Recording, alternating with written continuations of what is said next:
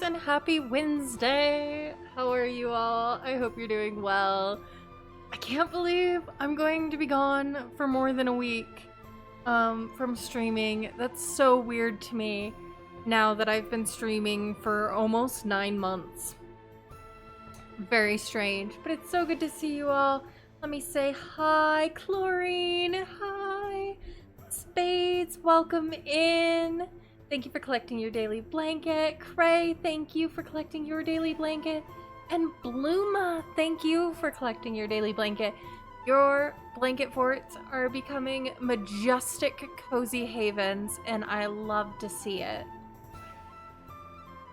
So, welcome in. Chlorine, thanks for collecting your daily blanket. We're gonna do some medieval building. Wednesday's usually a variety day, but since I don't get to stream tomorrow, and I had to cancel last week's build stream due to migraine, I'd really like to just build and get some medieval vibes with you guys, and just hang out, chat.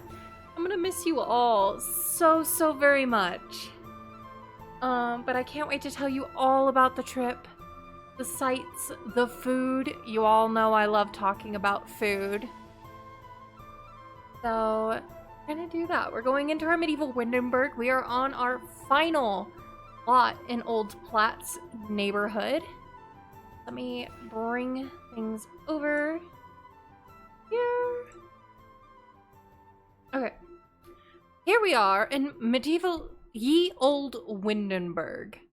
So as you can see, we have steadily filled up this upper right neighborhood, which is Old Platts. Our next neighborhood, as dictated by our poll in Discord, will be Lake Center, otherwise known as the Docks. So that will be our next stop. Let's see if we can get these townhomes done, or mostly done at least, so that we can move on to the next neighborhood when I get back. So, very excited. Going in. Y'all, I'm looking at doing... Hi, Spades! It's so good to see you. Mwah. Welcome in, love.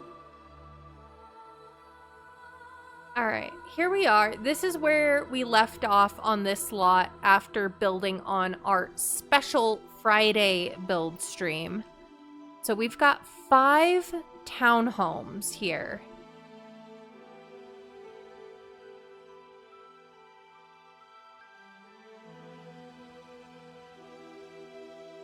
Get better lighting. Anyone? That one's okay. On that side, at least. You can see. Alright, and we did our floor plans, which are very basic. They're very cell block-ish, and that is deliberate because hallways, wonder upon wonders, hallways weren't really a thing, which was a crazy thing to learn. Blooma, hello! Oh my G, it's the DJ Queen! We love to have you, Blooma, and thank you for redeeming hydrate or dihydrate. It's late enough. I'm only going to hydrate right now.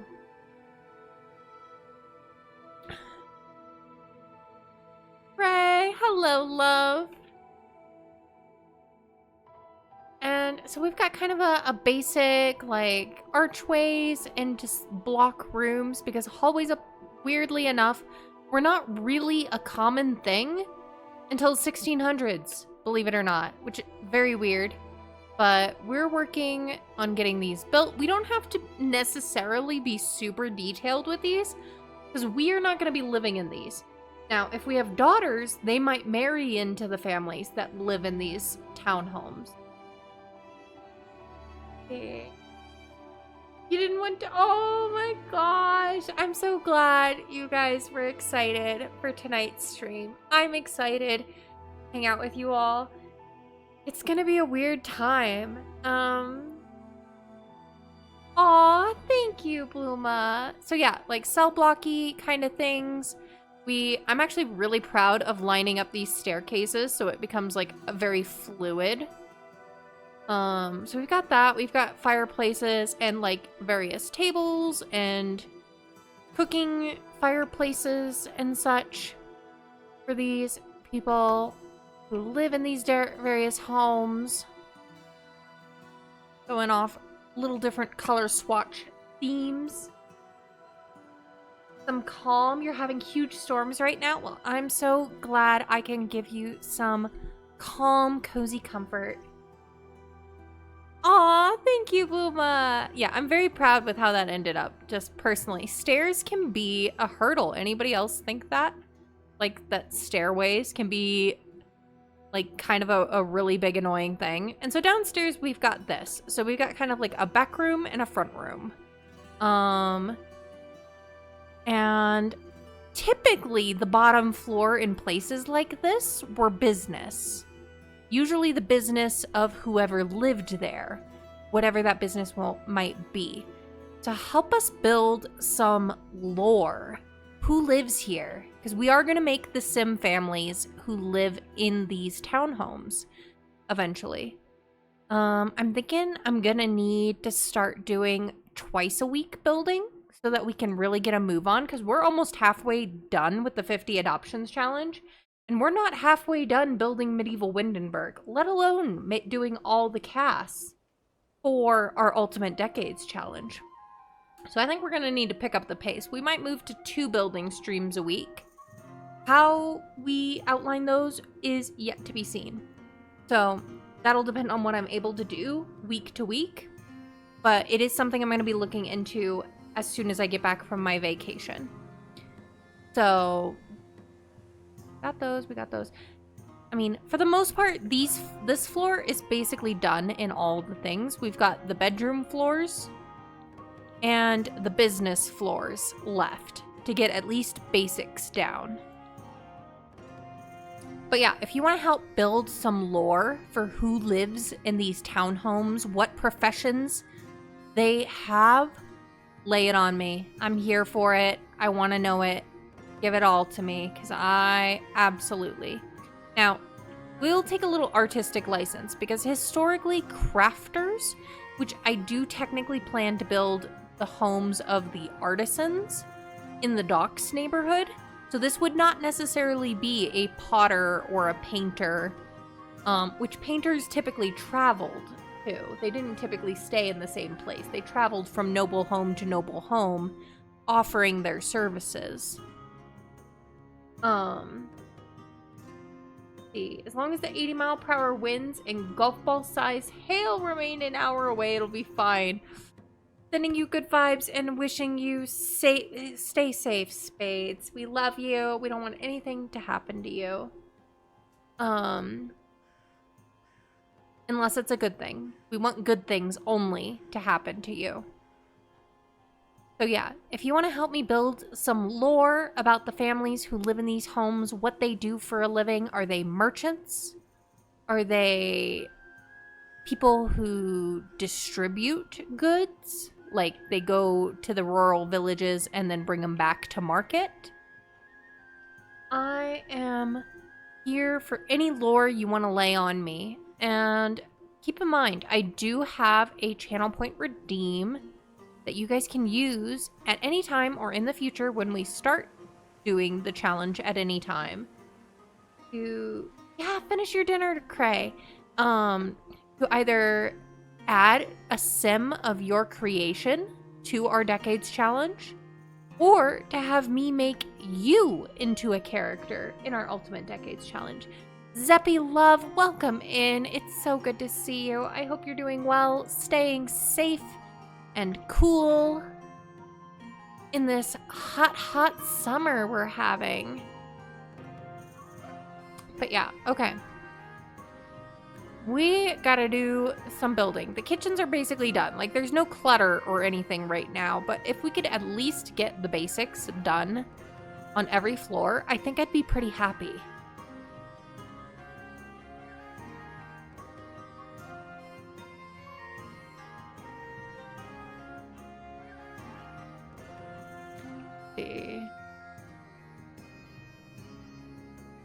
Let's do the bedrooms floor.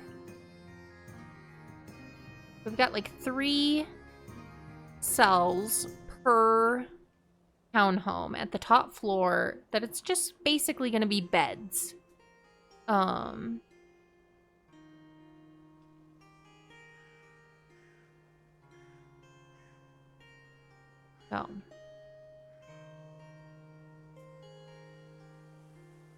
Oh, and we will have to go through and make sure we have replaced all of... That's the other thing I forgot to do. I forgot to replace all these electrical lights with non-electrical lights, because I've already added off the grid to the challenges on this slot. So these lights won't work if we leave them there.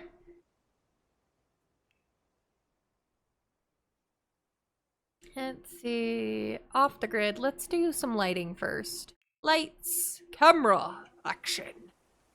Alright. We need... Where's a basic table candle? I know I got them. No, I have them.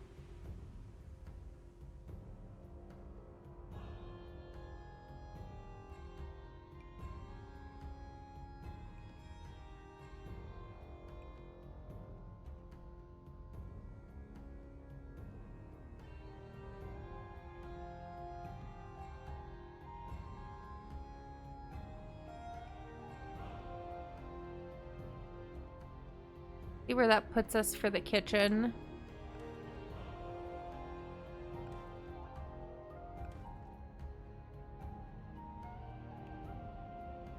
You're gonna say, yes, it's dark. Well, guess what? It was dark in reality, too. Because honestly, this is more candles than most people probably were using. They don't get a lot of natural light in this apartment. They just don't.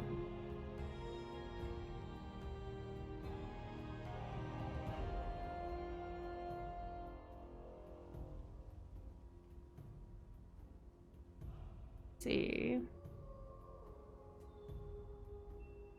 They at least won't have to go buy candles every time they need them. Like I'm planning for our Ultimate Decades family to do. Because I like making things difficult for myself. Candles expensive? Yeah, actually, they were pretty expensive. They were typically made from, let's see. So the cheap candles, which didn't last terribly well, would be made out of animal fats, and they would give off an odor. Getting some free medieval facts right now. So that's the kind of candle that commoners would have. And those type of candles were cheaper, but they also burned quicker. They melted faster, so they didn't last as long. The rich could afford beeswax candles. Highly specialty, and they were often infused with different herbs so that they gave off a pleasant smell. The animal fat ones gave off more smoke, were smelly, and did not last as long. So yeah, this would be a very liberal use of candles in all my builds that I'm doing in here. This would be a very liberal use of candles in any medieval home. But we are giving ourselves artistic license because we need to be able to see what we're doing in gameplay. Alright, that'll do.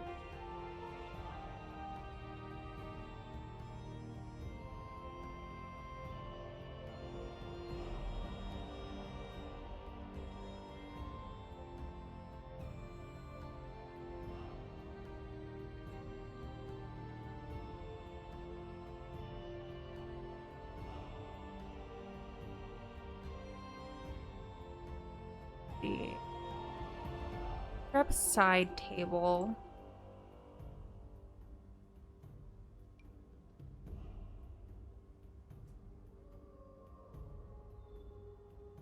Make sure I've got BB move objects on.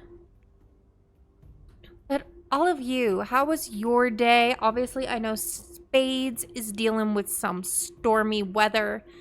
Do any of you all have anything else you want to share about your days? I'd love to hear it. Whatever you were doing. if anything interesting happened.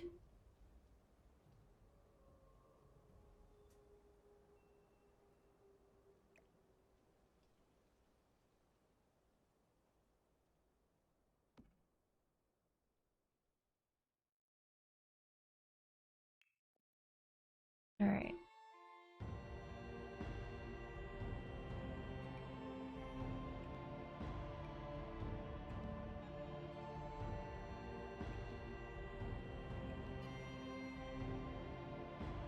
You took your kiddo to the library, which was the highlight of your day. Aww. Does your kiddo have a favorite, like, book series or anything? I'm curious.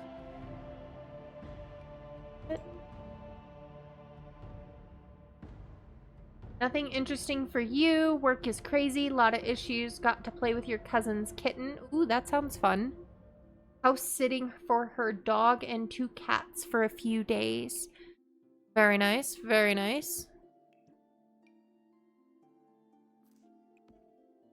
Go.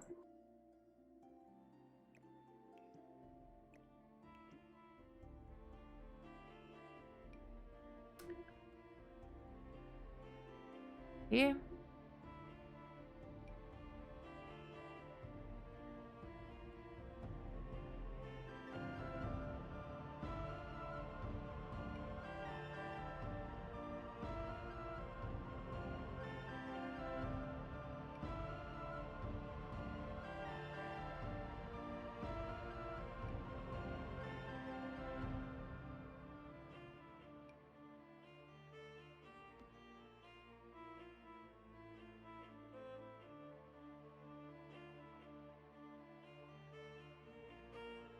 He enjoys dinosaur books right now. Oh, I love dinosaurs. Her cat's name is Noodles. Oh my gosh, that's a great name for a cat.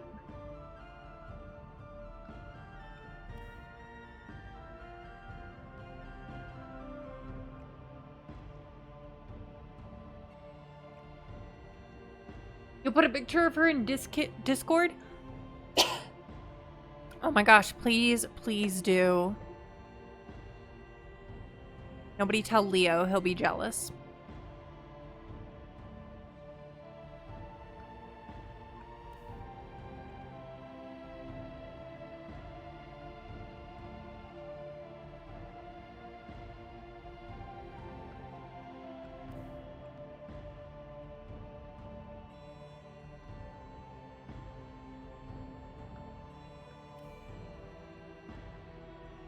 Let's see. Ooh, let me look. Let me look at the picture. I want to see the kitty. Want to see the kitty. Is there another one in here? Ooh.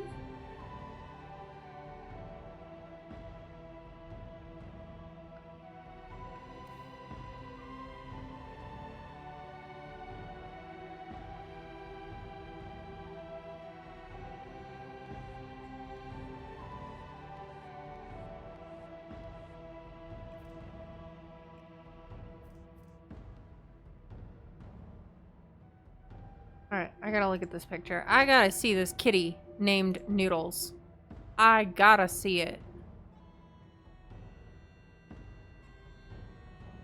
Oh, not yet. Okay.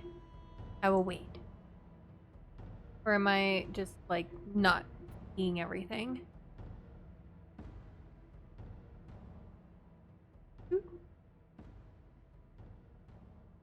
Okay. We'll be patient.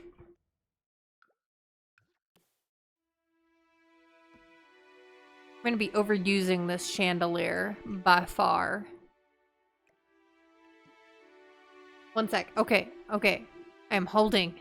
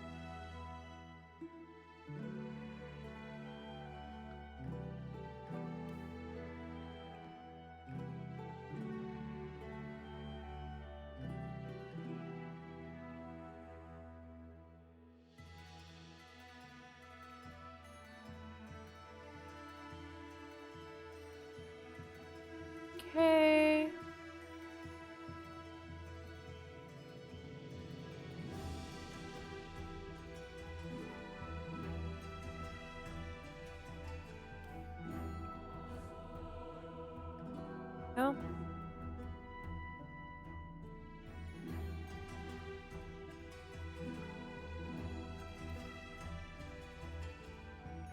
Going back to the off the grid here.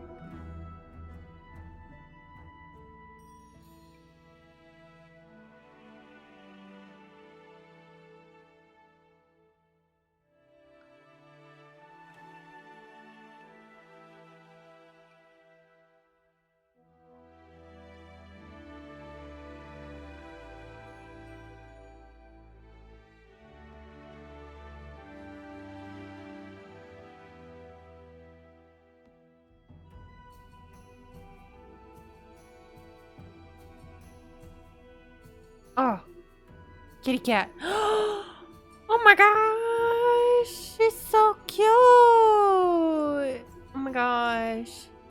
I love, love, love. Oh. She's adorable. Oh my gosh. Are her eyes green? They look kind of green, but like an olivey green.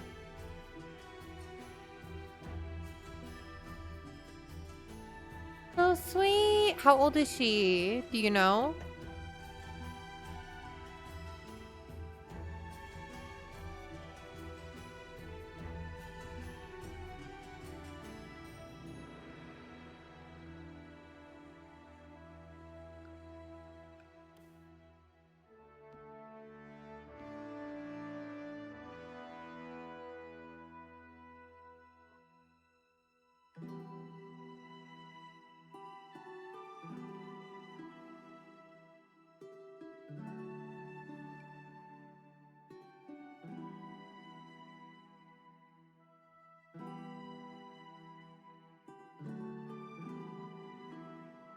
You don't know, she's still a kitten, so less than 1. Okay, a little younger than Leo.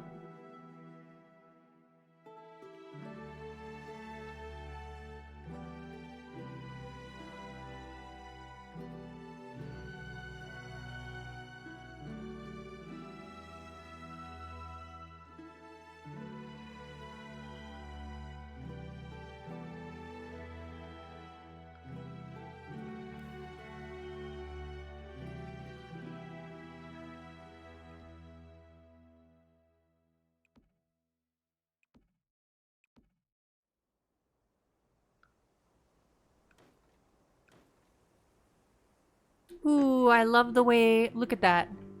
When you throw out the artificial light and stuff, look at the way the light pans in from the window pane. I love it. Love it.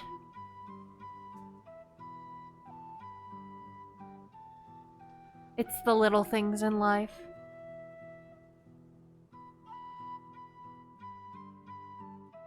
Little things in life that get you through. Oh, move it forward slightly. Here we go. Oh, missed one. Beep.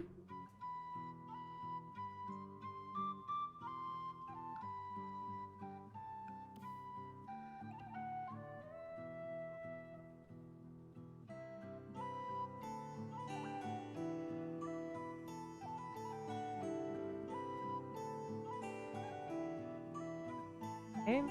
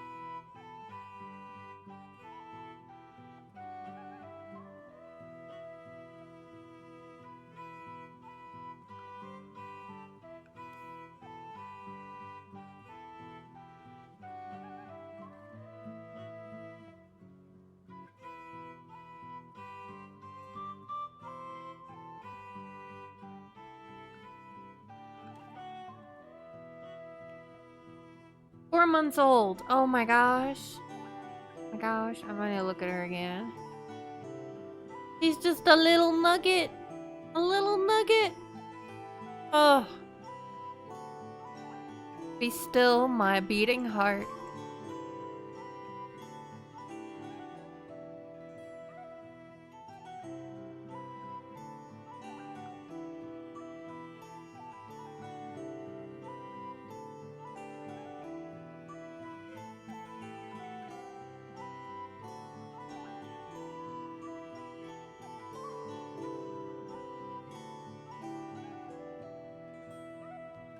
Sake of being able to see, I'm gonna add more light.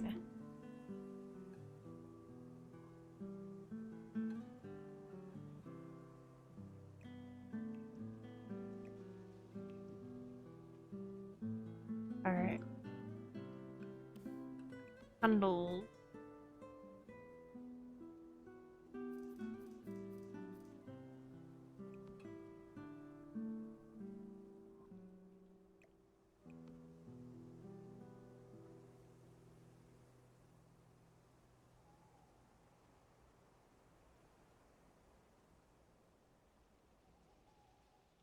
See, 4 months old. That would mean that Noodles was born in March.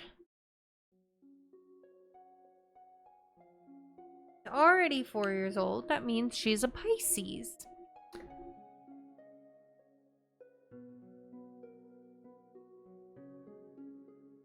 Four months old, not years. 4 months. Months. Can speak. I promise I can.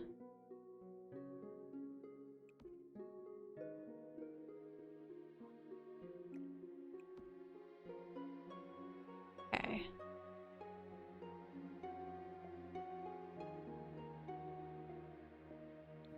Boop. Okay. Time to get some beds.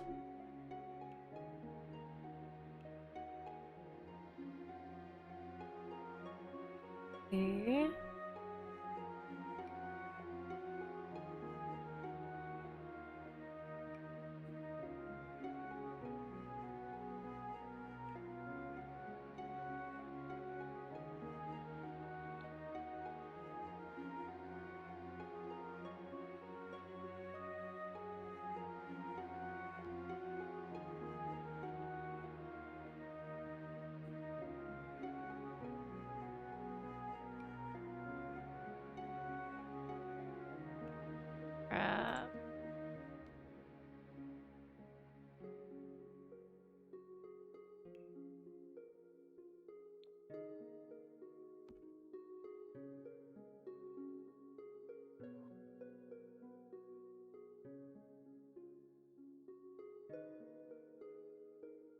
Get a bigger bed.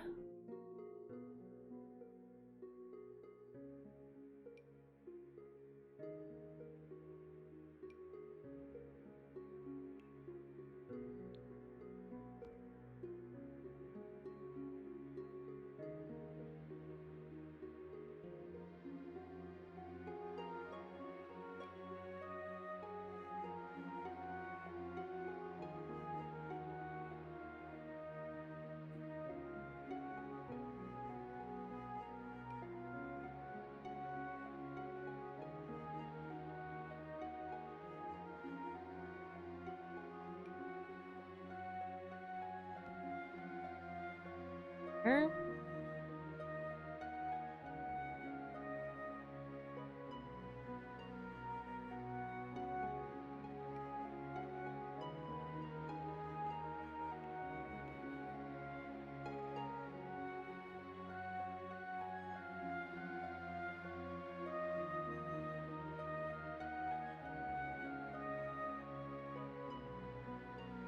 Chlorine, thank you for redeeming the medieval fact of the day, even though I have been giving a gratuitous amount of medieval facts.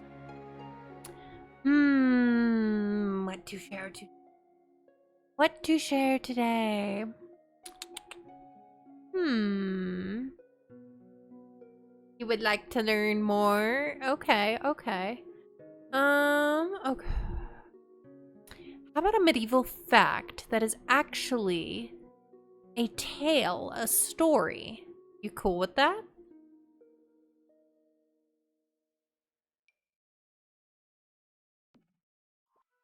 Okay, alright. A medieval story. This is a story from medieval times about how a dog was sanctified for a short time. So once upon a time, there was a lord of a castle, and this is a true story. It happened. It really did. I'm just forgetting the actual names of the lord who did it, but you can look it up. But yeah, there was a lord, and like a young lord, and he had an infant son. And his son he had left in the crib with the dog, standing guard, while he went out hunting. Well, he came back, and the crib had been turned over, and there was blood on the muzzle of the dog. And he, in his anger, thinking the dog had killed his son, killed the dog. Very sad, I know. So, the dog, which was a greyhound, by the way, it was a greyhound, the dog, but then he turned over the cradle to find his son unharmed. The dog had defended his son from a snake and saved his life. And so from then on, he created a shrine to the dog and proclaimed it a saint of children. And this lasted until the Pope, the Catholic Church, finally noticed and said, you can't just sanctify animals. But it is a real story. You can look up like dog saint, and it'll probably come up.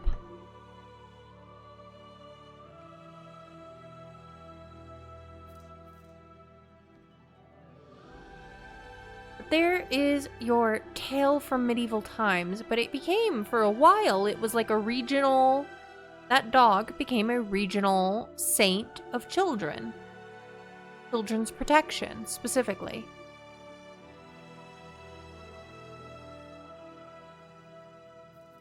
You're welcome.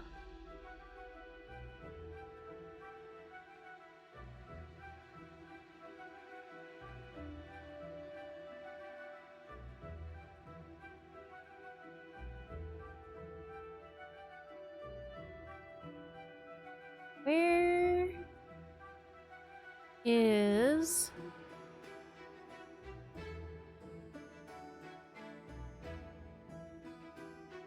Ah, here we go. Here it is.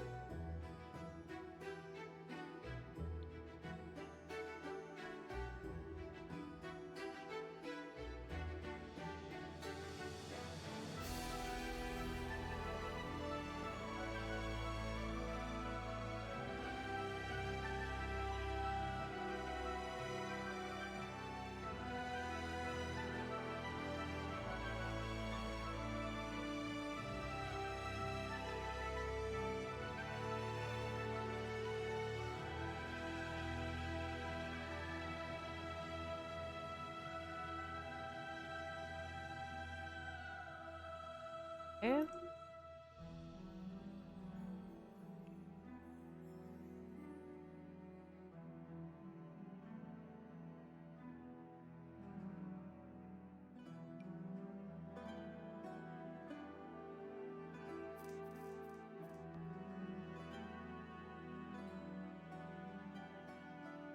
Okay.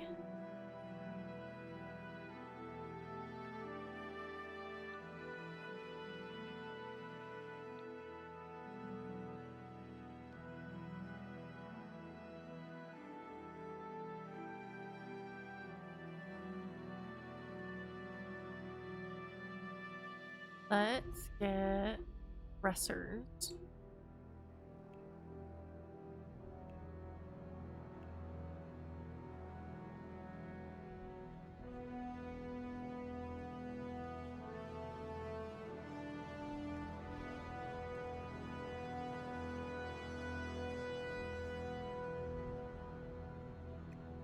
Move these over slightly. I'm curious, y'all, since I'm gonna be traveling for like 24 straight hours tomorrow, what are your favorite travel snacks? Give me your tips. I'd love to know your knowledge. I mean, I've traveled plenty myself, but I'm always curious if different people have different preferences. I picked myself up some Haribo gummy bears for the trip. Wondering if anybody's got something else that they like.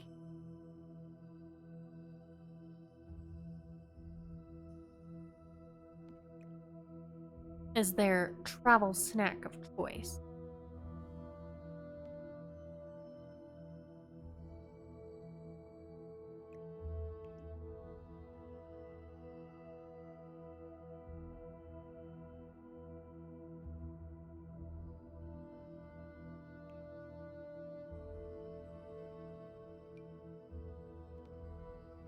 You like corn nuts? I don't know that I've ever had corn nuts. And now I'm very curious what they taste like.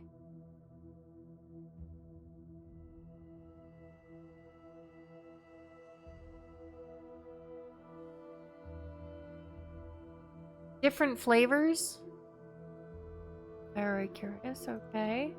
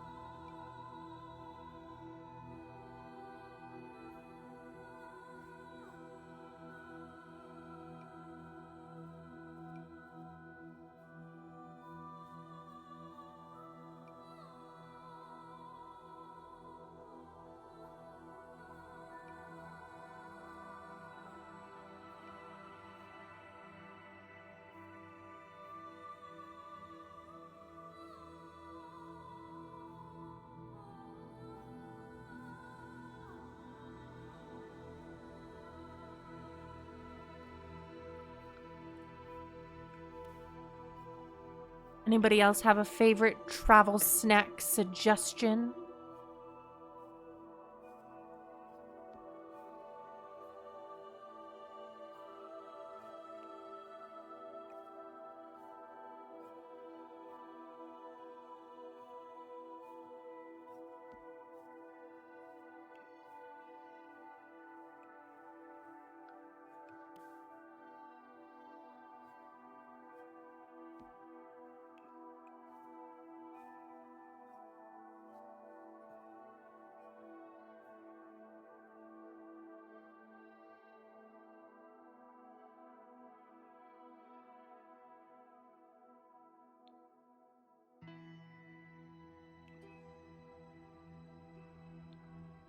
Some more off-the-grid lighting.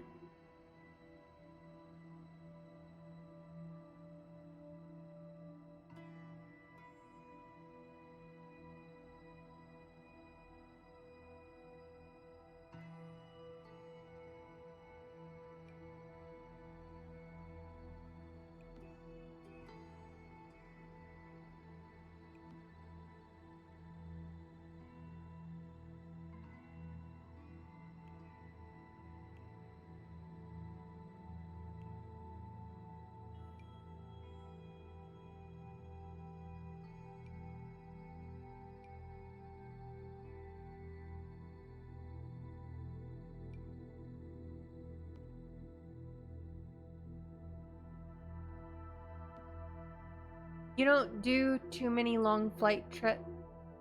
Try not to snack, yeah. Honestly, I don't like to eat a ton when I'm traveling either. Because it does make me nauseous. Sometimes I have to eat pretty lightly when I travel.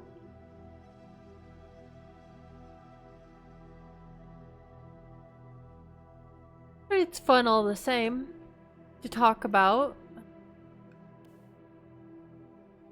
And car rides count too if you like to snack during long car rides. Phoenix, formerly known as Spooky, welcome in love. Thanks for collecting your daily blanket.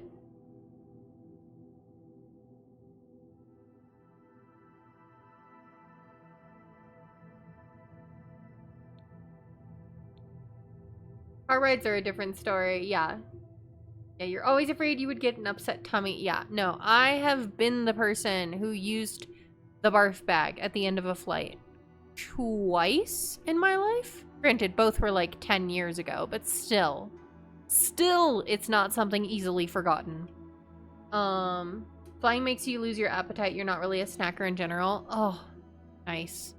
But yeah, so I also don't snack pretty heavily when I'm flying, but I just like talking about food.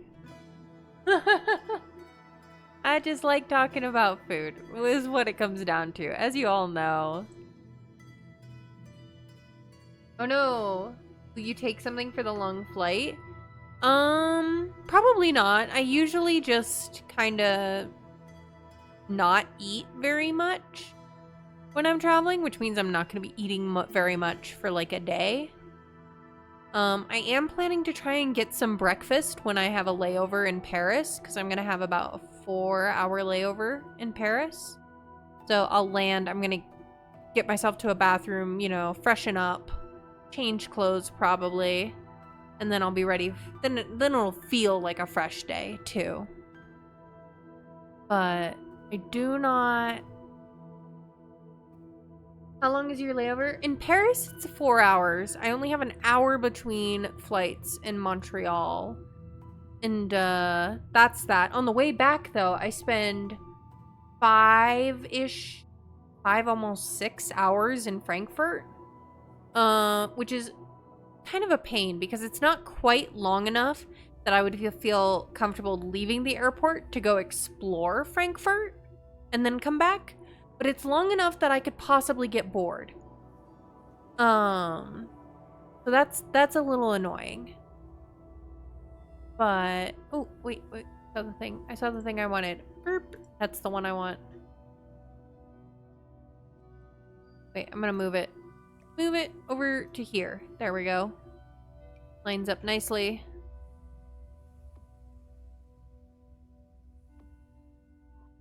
Ditch.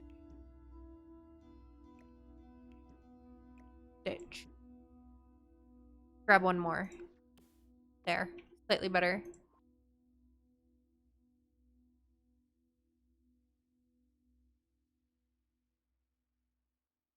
I think I have a hairbrush. I have a hairbrush that's supposed to work in actual custom content too. Put some wooden hairbrushes.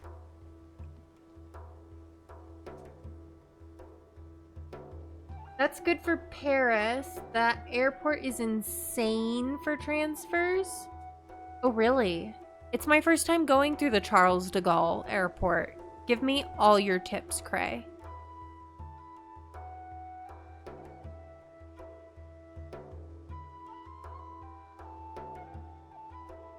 But yeah, other than just not eating, I tend to, like, I'll ask for, like, ginger ale or something from the flight attendants if I'm starting to feel nauseous.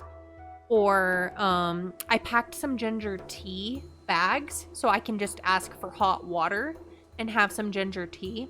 So that's the other thing. So I can have tea or I can have ginger ale.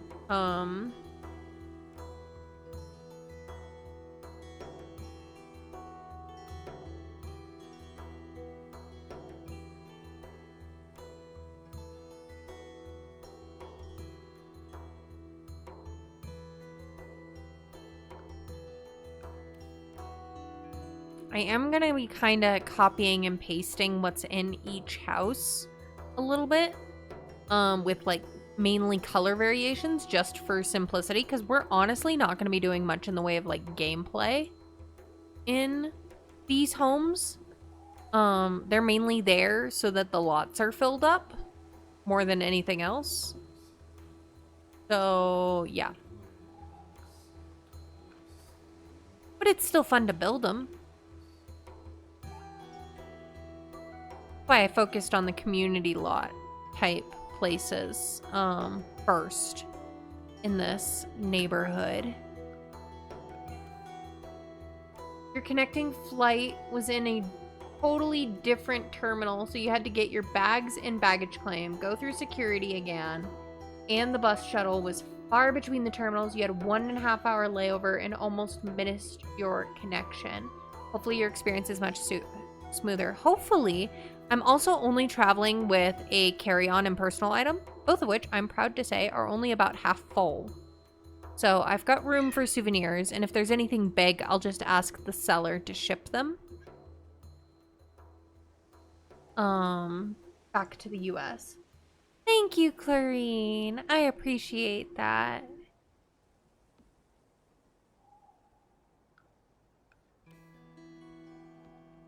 Grab a different color.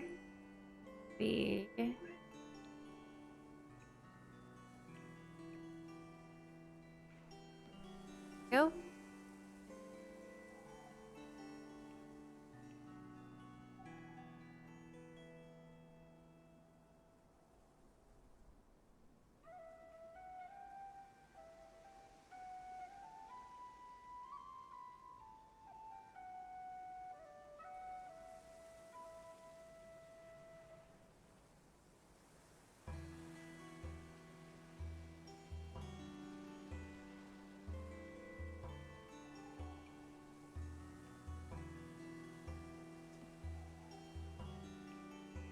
Change the color of this.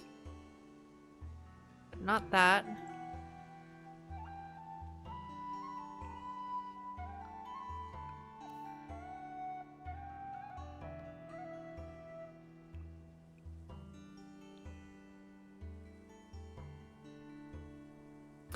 Yeah, and since I don't have to go out to baggage claim to transfer, hopefully that'll make things easier and I'll be able to just speed along to customs. And then get back through, because yeah, no, that happens. I did that in Heathrow on my last international trip.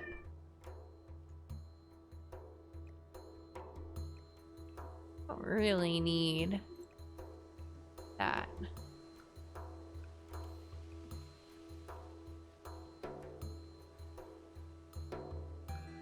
Oh my god, Leo. What are you doing? Carry item only is the way to go. Here, baby. Come here. Come here. Come say hi to everybody. Here. Go to a just chatting screen here and I see. Here, baby.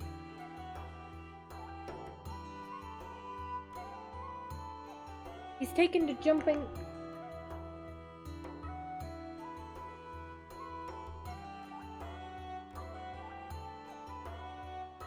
He's taken to jumping on top of my computer tower lately.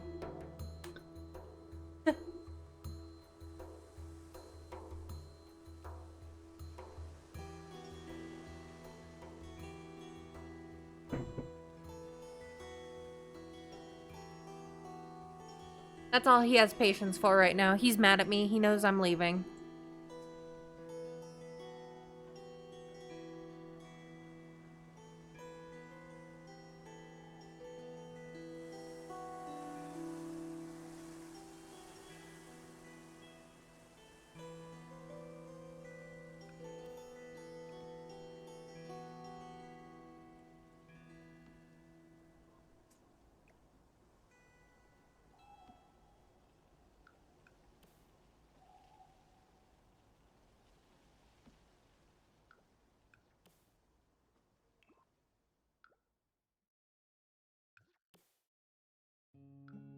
Come on. There we go.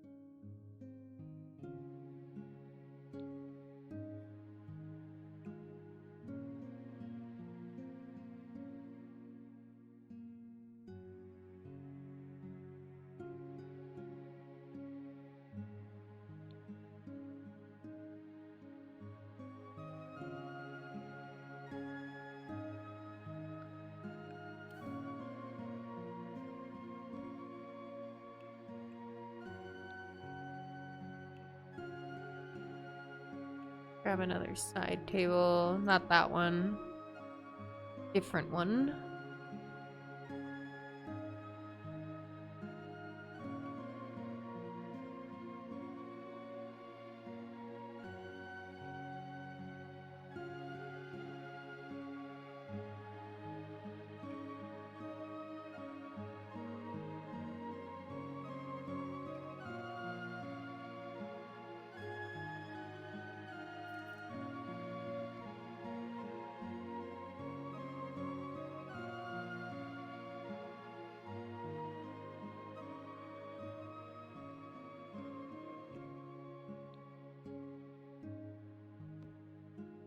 There we go.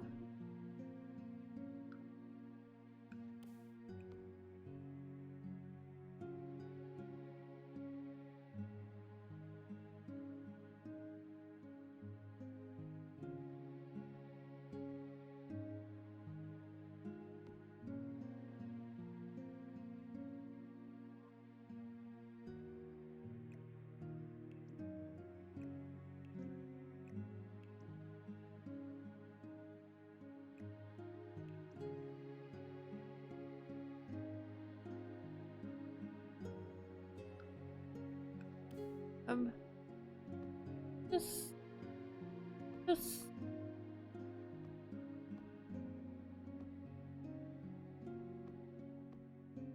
okay.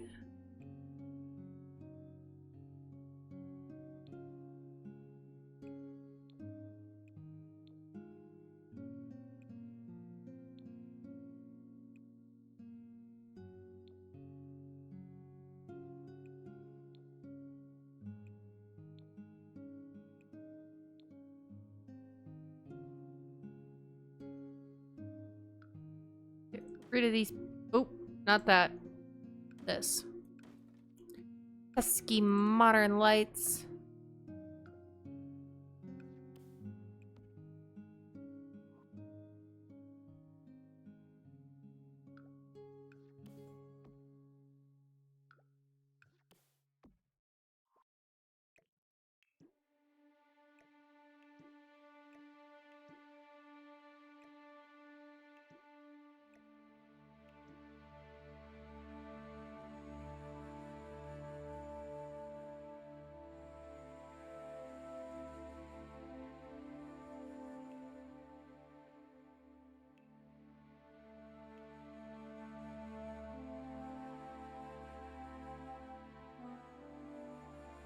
See.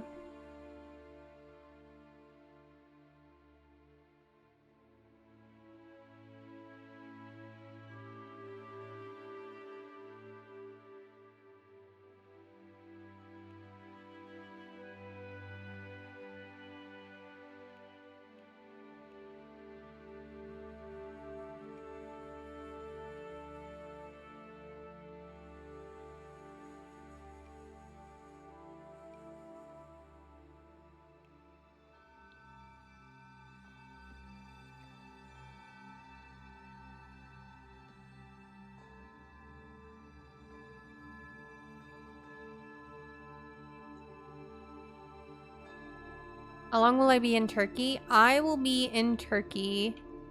In Turkey, I'll be there until the morning of the 25th in Turkey is when I leave. So Thursday to Thursday, you could say. So in the country, not traveling 6-ish days. I will have one domestic flight to get to Cappadocia.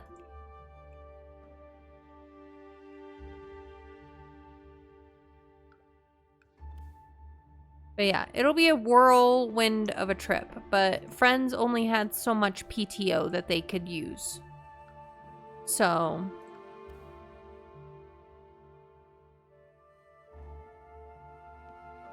not everybody lives in a state where their PTO rolls over into the new year.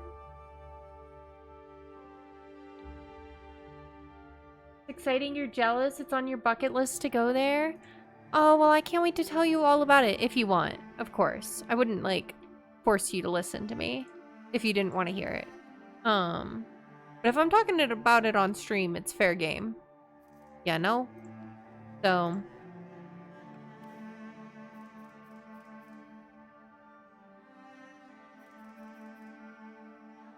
Ooh! Ads. We are in ads right now, folks. We're gonna take a brief break. I'm going to be right back feeding Leo his dinner.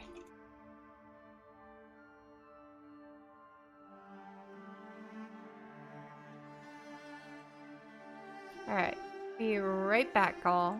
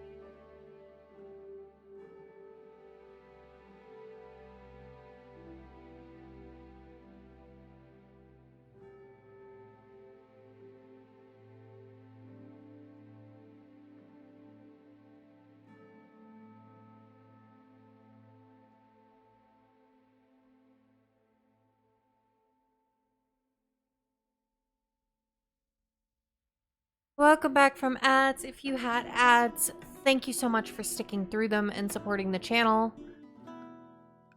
We are back working on our medieval townhomes. Plural. It is plural. And,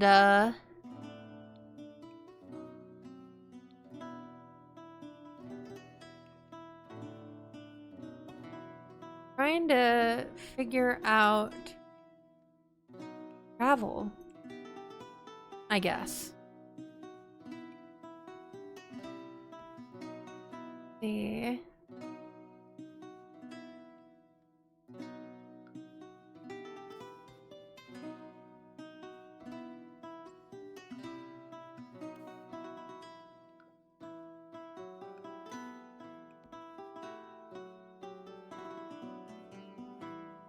I'm gonna get rid of this one. Place it with this one.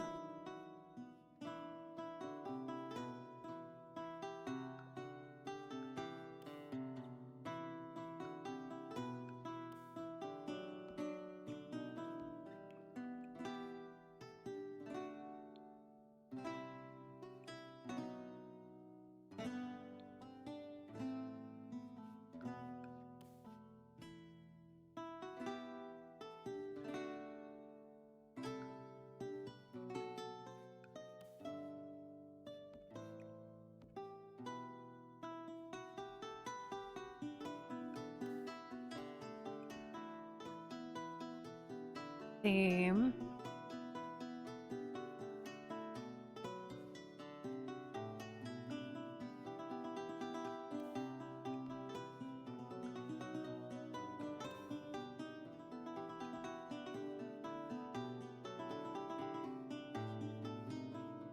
Grab another dresser type.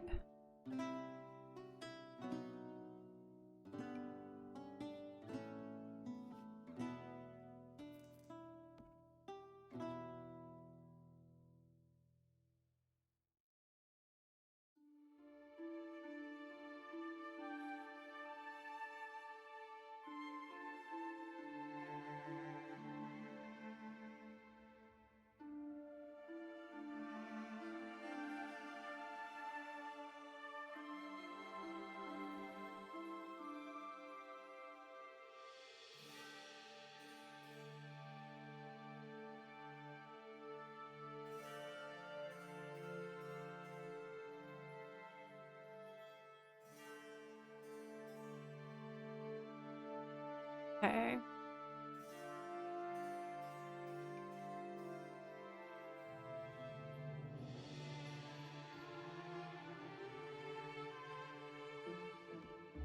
Mm.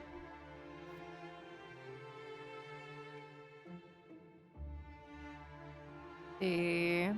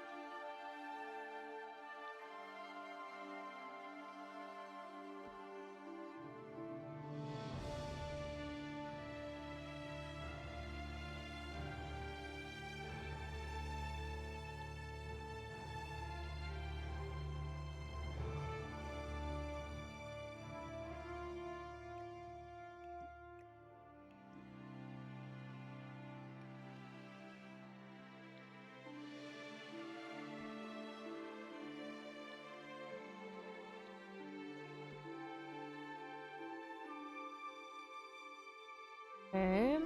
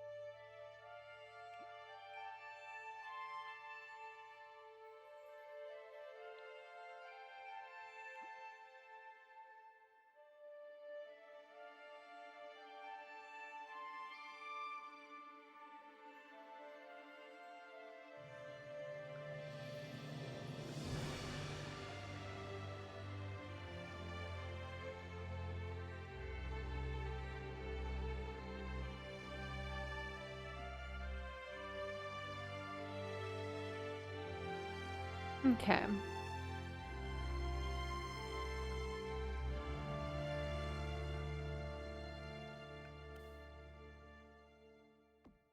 Light.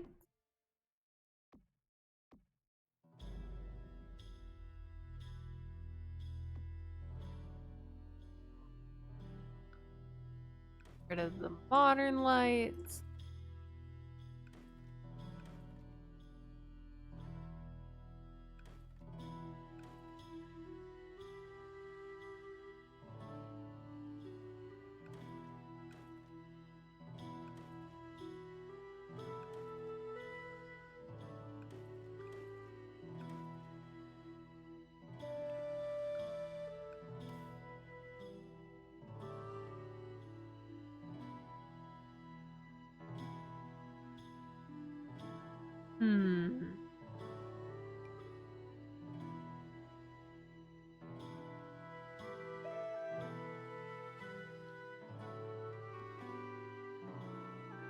Some more off-the-grid lighting.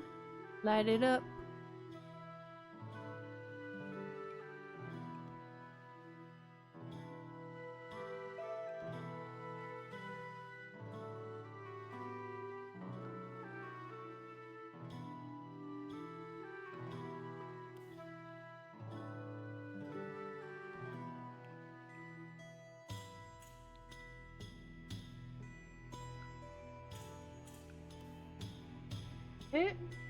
Lynn, welcome in, love. How are you? Ooh, 55% boost to your cozy. I'm loving the cozy vibes. Eternally cozy.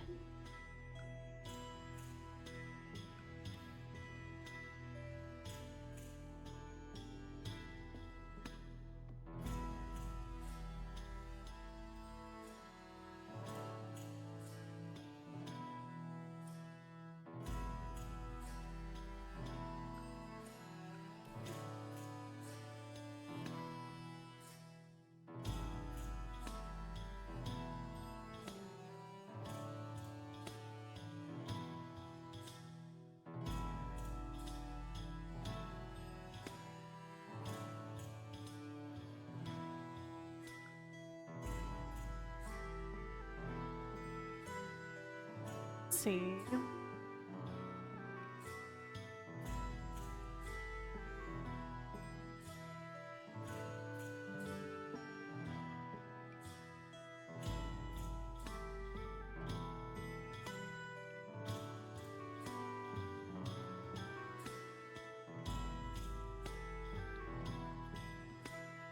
You're good. Played some Palia earlier, trying to attempt to complete quest and achievements while also leveling your friendship up with the villagers. So it's been a day. It sounds like a busy day. For sure. Definitely sounds like a busy day.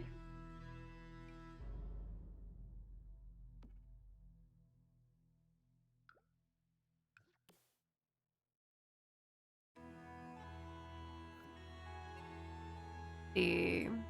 Get a better.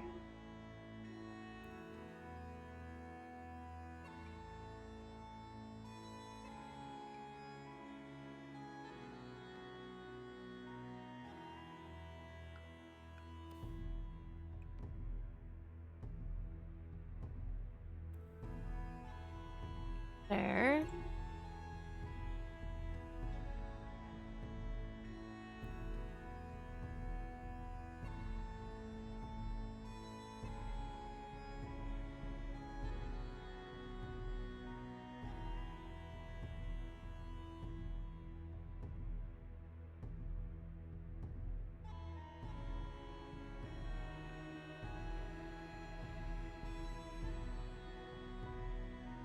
Let's see.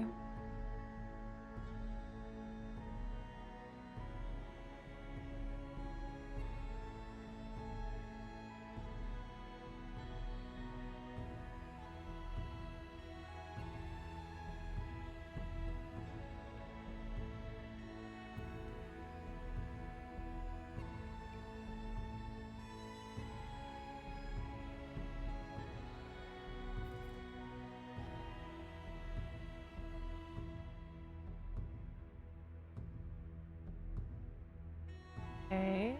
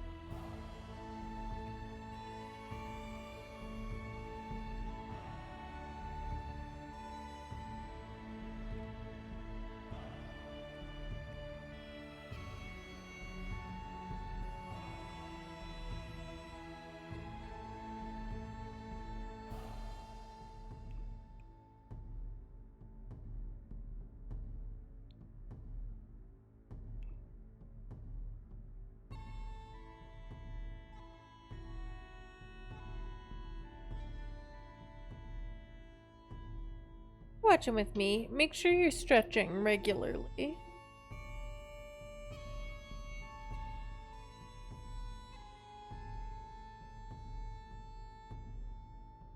Excuse me.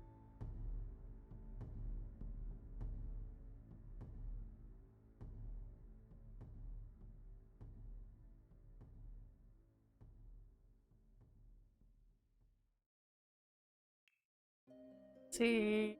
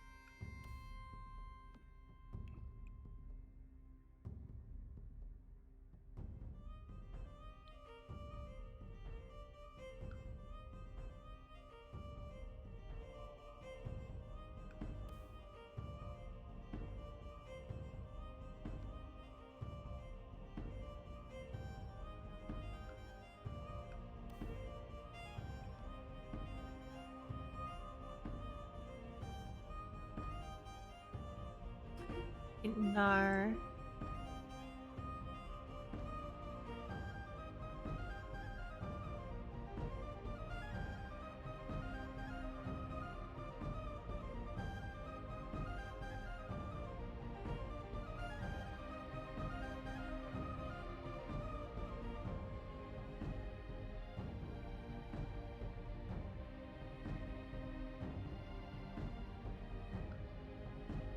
Here.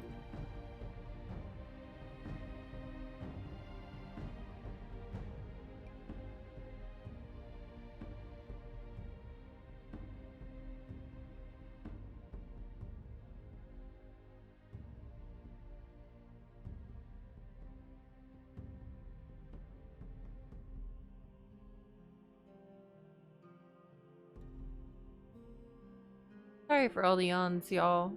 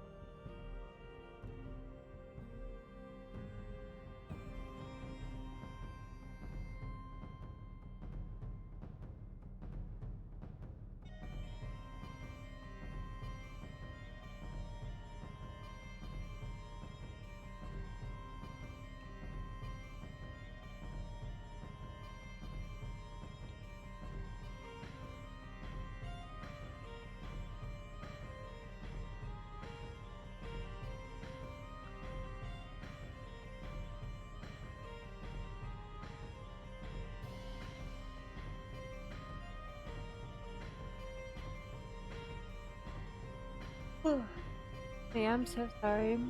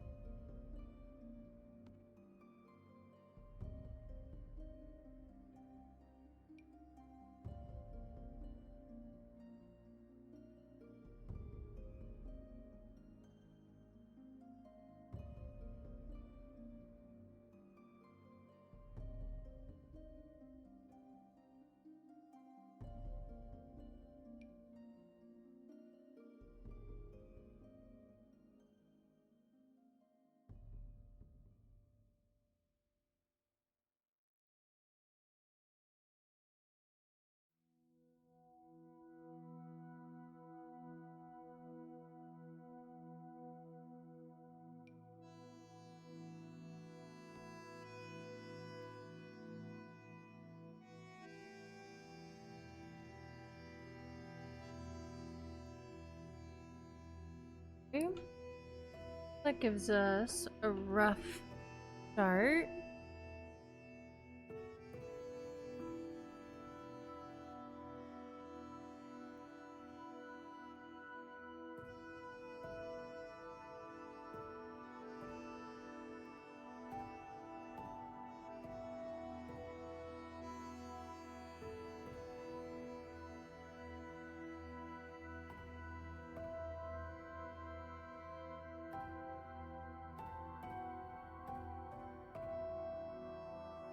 Congratulations on being first fresh.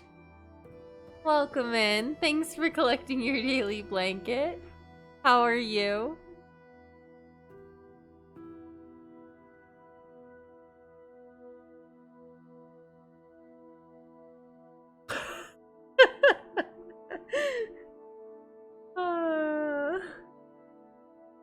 Never assume someone has already redeemed it.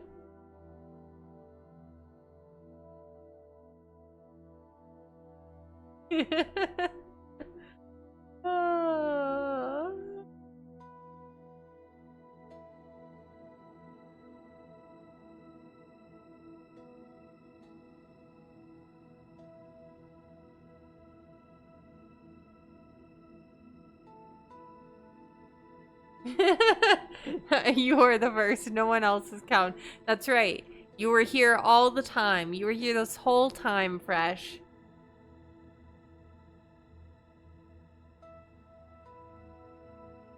Alright. See. What do we need? What do we need in these townhomes? No, they're very kind of cut and paste at the moment. We'll probably add a little more customization once we know who's gonna live where.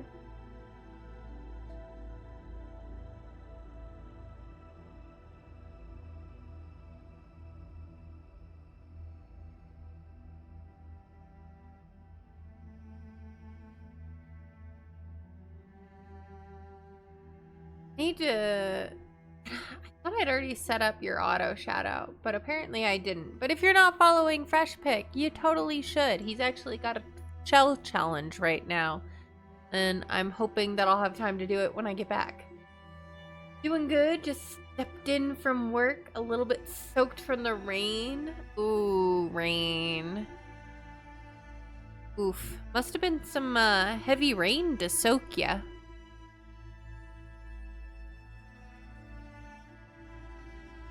Yeah, absolutely. I just haven't had time to get everybody's auto shoutouts set up. I thought I'd gotten yours fresh, but apparently I haven't. So that's something I'll have to do when I get back from my trip. Is get yours set up. I know a few other people who pop into chat. Just walking from your car up to the apartment, heavy rain. Oh. Ooh, that's tough. That's tough. That's really... What are these apartment needs? Now, medieval people did not, unless they were like the king, and even in that case, they didn't tend to have like an abundance of furniture. Like that wasn't like the priority.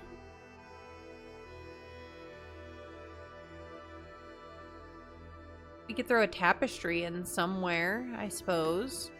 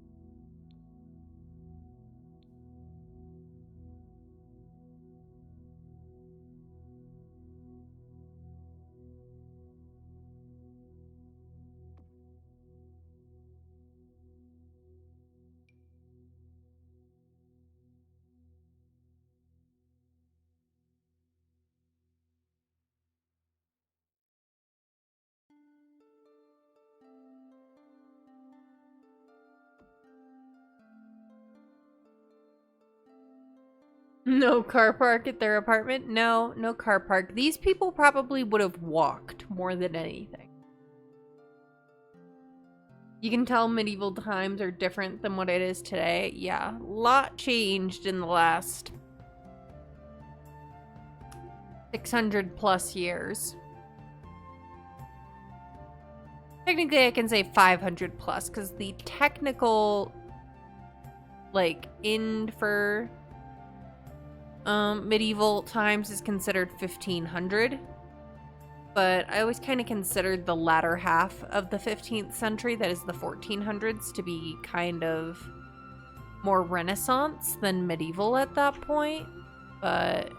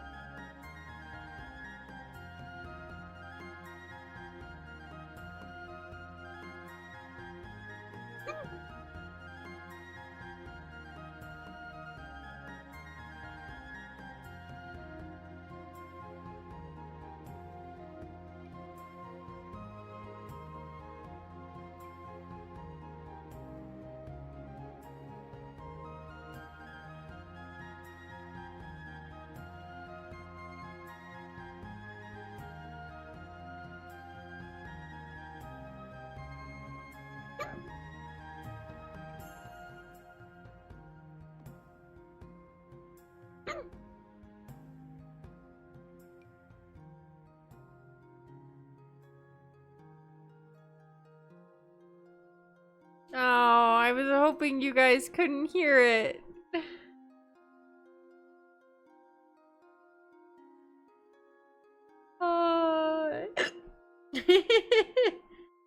Excuse me.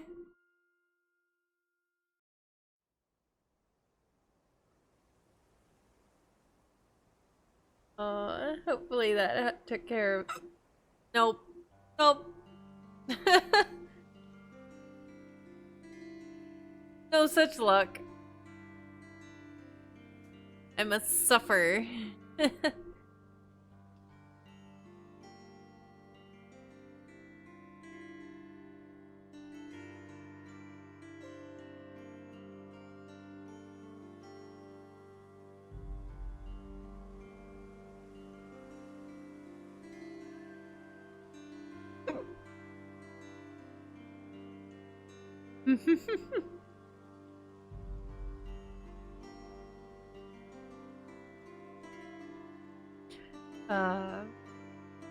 So I've got kind of an eclectic group of friends coming with me on my trip to Turkey. And we're all going out of different parts of the country because we're all kind of spread out. But I think it's a good group and I think it's gonna do well. We've got 3 guys and 4 girls. Really, the main connection between all of us. You like the corner fireplace? Okay, let me tell you who made it. That is made by Ingeli, also known as Medieval Sim Tailor and Carpenter. She's got a wider one too, like a big wide one. You got the little one and the really, really big one. But you can find those on her website. But yeah, it's kind of an eclectic group of friends that I put together, and really their main connection is that they're friends and or related to me. Yes, I leave tomorrow on vacation fresh. This is my last stream until the last week of the month. I'll be back on the, what is it, the 29th, 30th? Whatever that Tuesday is at the end of the month. That's my next stream back after tonight. But yeah, I am going to Turkey with some friends, but we're all kind of spread out. And like I said, their main connection is just that they know me. So it's like, I've got my oldest friend,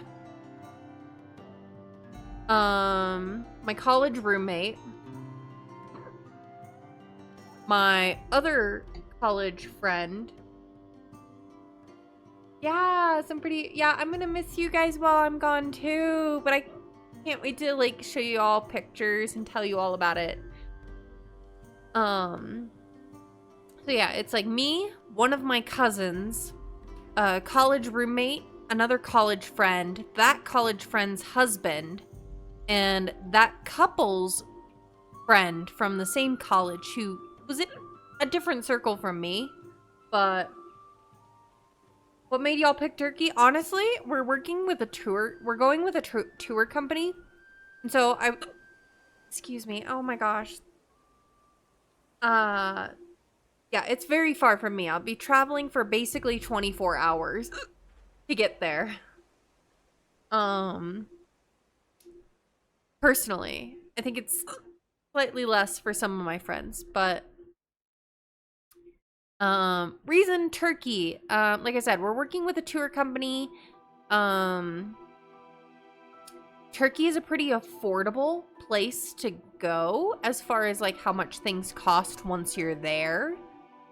The exchange rate is in favor of the dollar. The dollar is has more economic power, I guess you could say, than the Turkish lira.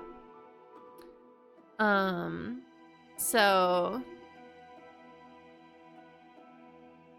that makes it a little bit more affordable, and it was the combination between excuse me, I'm so sorry.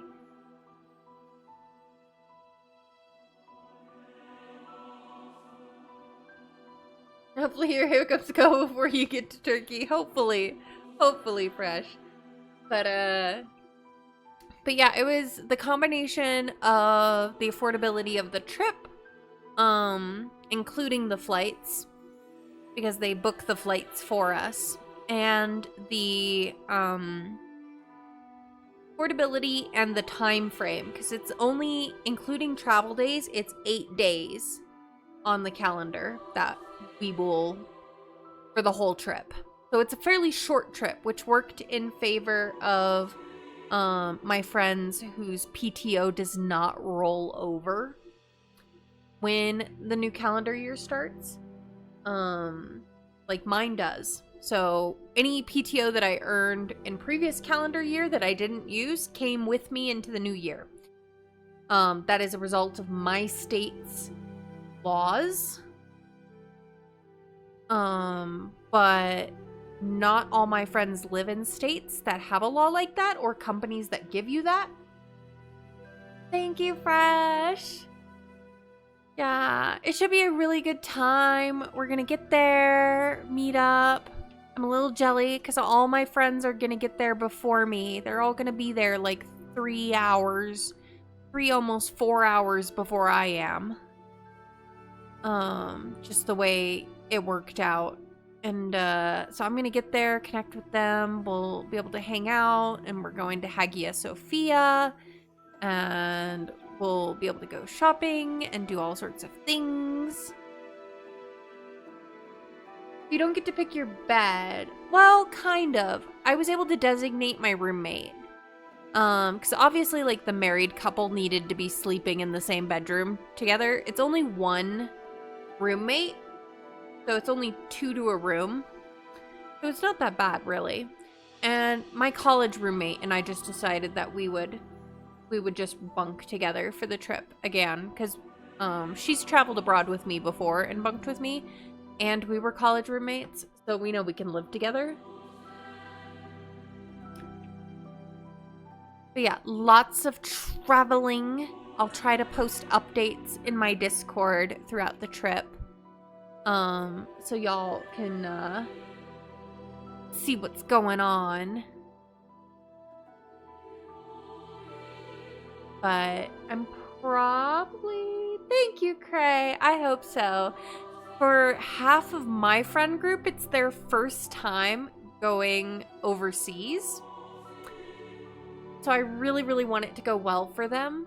You know, and the nice thing is the married couple in my friend group is we get back right before their 5th anniversary, which is crazy to think about that they've been married for 5 years. Like, that's insane. I can't even imagine being married at all yet.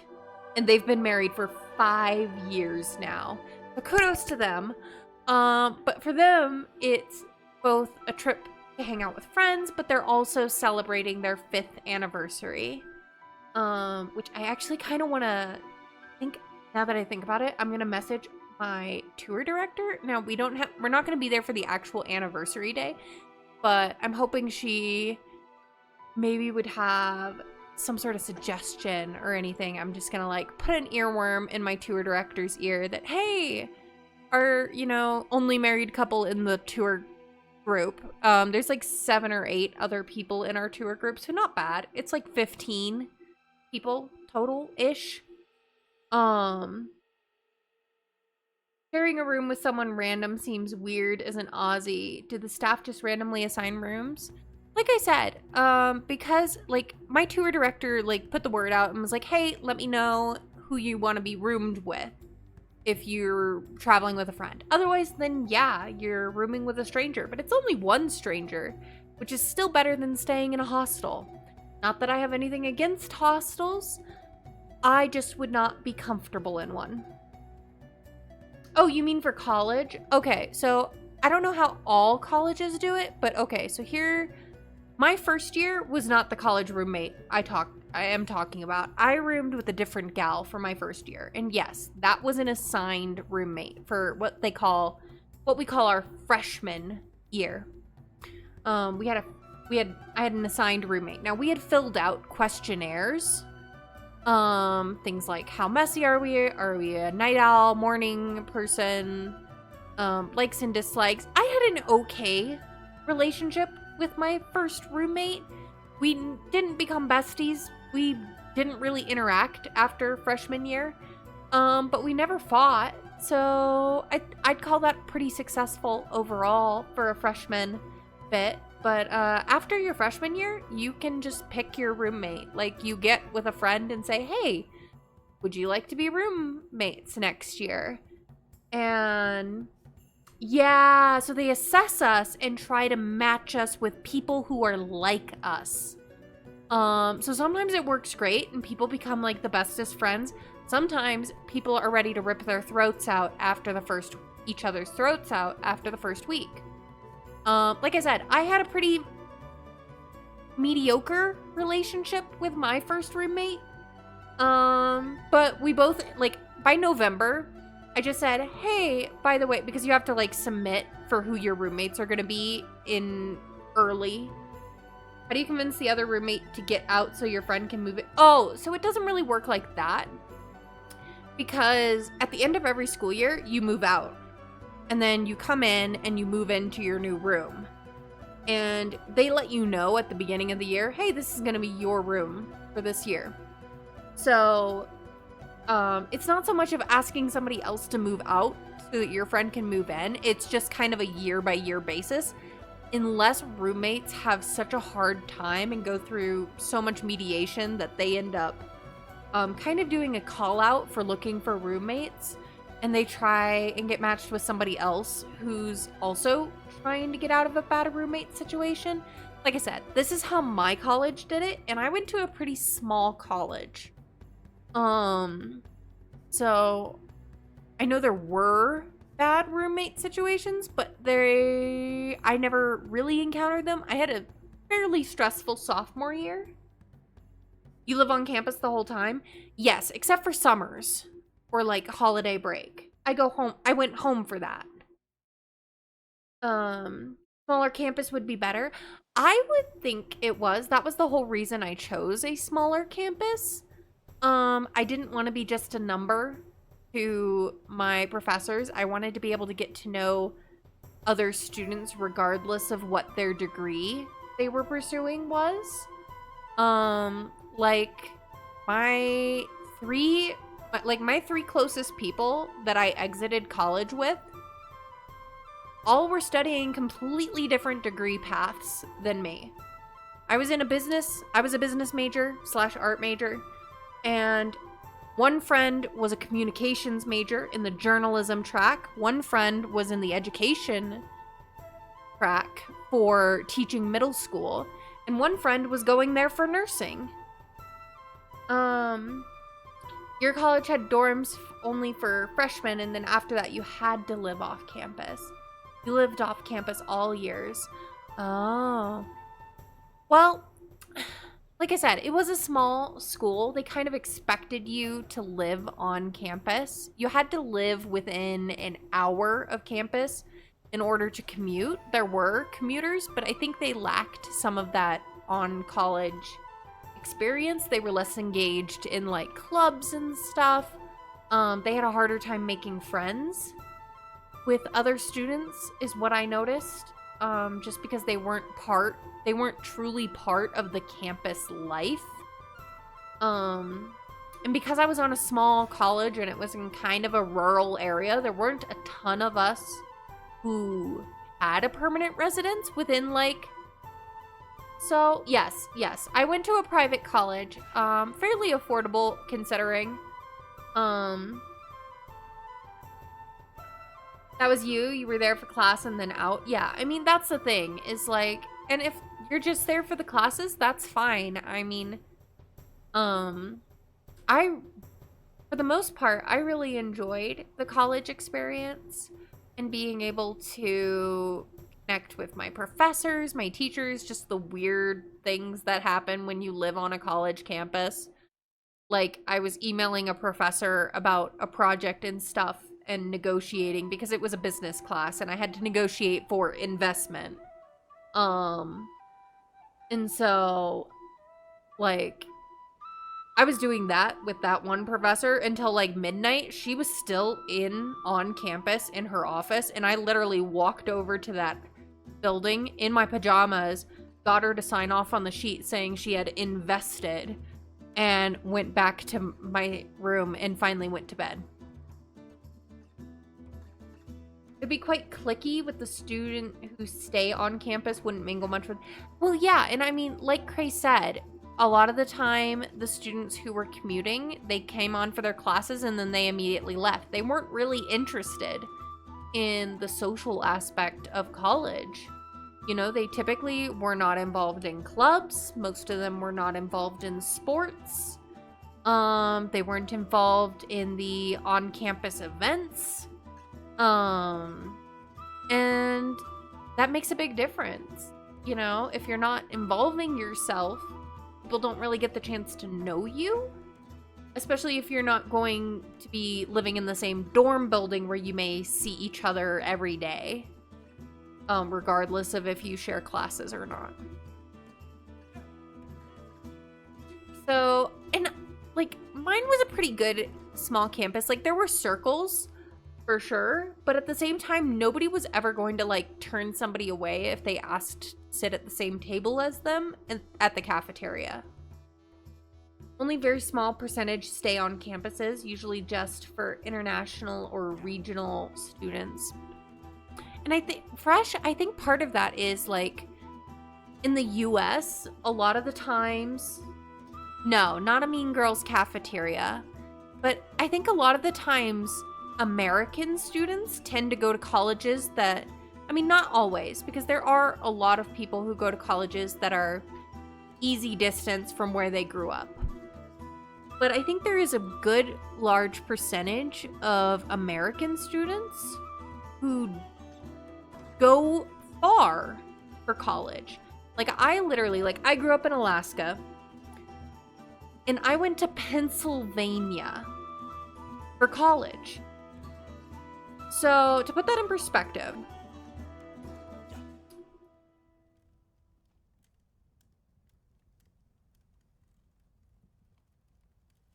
Let me see what the actual distance between my hometown and my college was. 4,000 miles. I went to college 4,000 miles away from where I grew up. It's actually very common for Alaskans, mainly because the colleges that exist in Alaska suck. A lot. And, I mean, you can find entire articles about how Alaska exports students and imports professionals. Because there's just not the job market for so many fields. Yeah, so Cray's an example of someone who went to a college very close to where they grew up.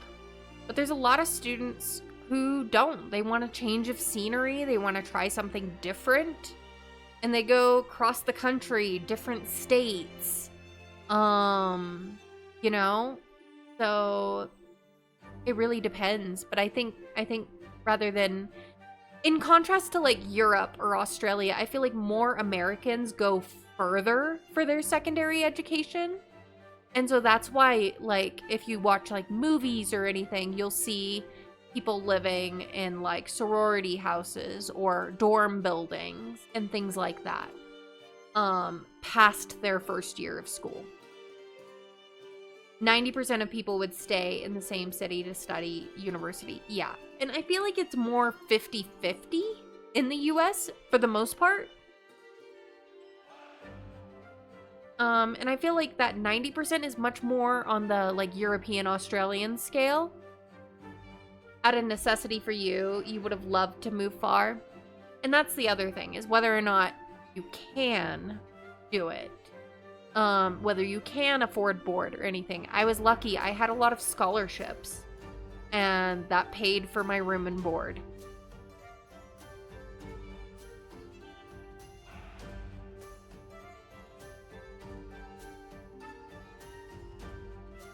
Okay.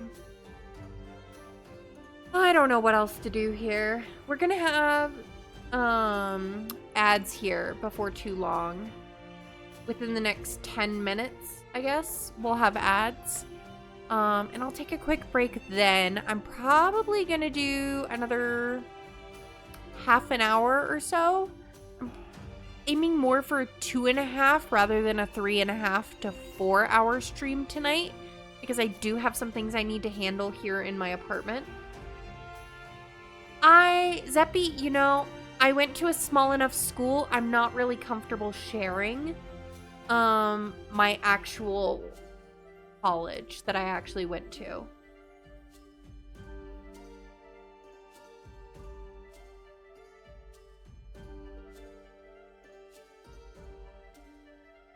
Thank you for understanding. And it's not on you, it's just because the internet and I share these videos to YouTube and stuff. And there are creepers out there that I want to avoid accruing.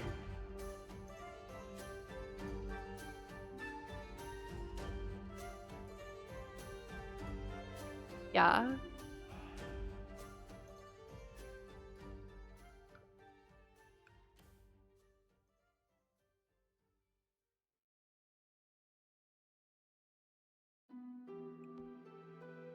Alright. What are we doing? What are we doing? I don't know what I'm doing. Nobody knows. Existential crisis. I don't know. But yeah, I'm gonna probably stream until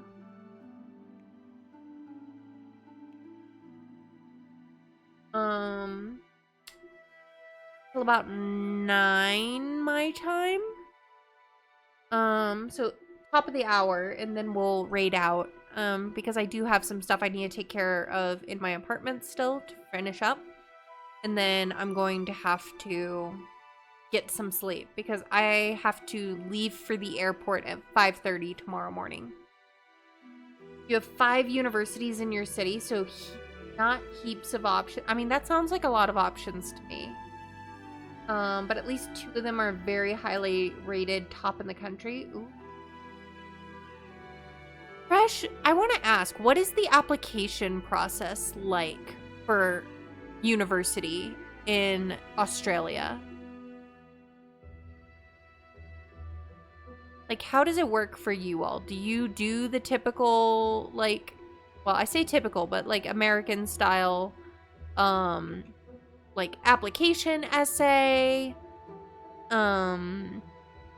like here in the US, typically each college has an essay question that you have to answer, and they use that in your high school transcripts to decide whether or not they're going to accept you into their college, to offer you a position in their school.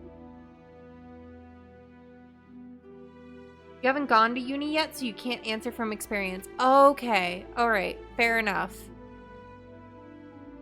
I was just really curious because, like I said, in the US, typically each college has an essay question.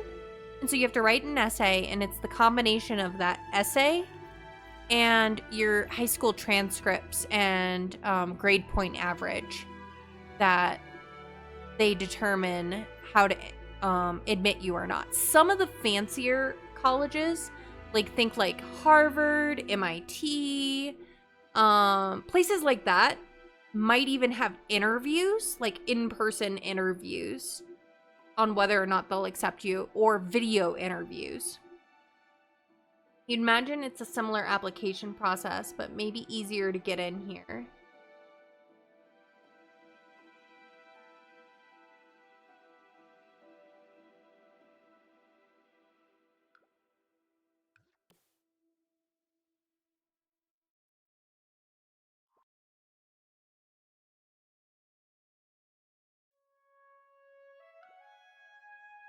You don't think you have to do interviews for unis in your city? Yeah, like I said, I mean, that's typically either, the interview thing is usually for either specific career tracks, scholarships, or occasionally just in general for the really, really high-end universities in the US, like Harvard or MIT. You didn't take your senior year of high school seriously, so you went to community college and then transferred to uni. That's not a bad route, Cray, and I totally understand burning out midway through high school. And, I didn't even bother doing the last essay for my high school English class, and my teacher, bless his heart, had even given me an extension, and I didn't take it. I was just so done. So I totally understand that. City of 2.1 million population, but you're extremely isolated, so you kind of have to stick with the options here. Honestly, Fresh, 5 different, universities, with several of them being, highly ranked in the country. Sounds like great options.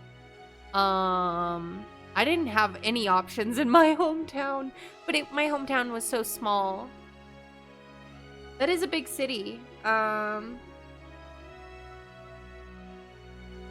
Okay.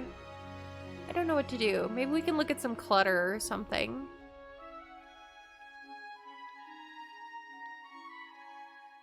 Clutter.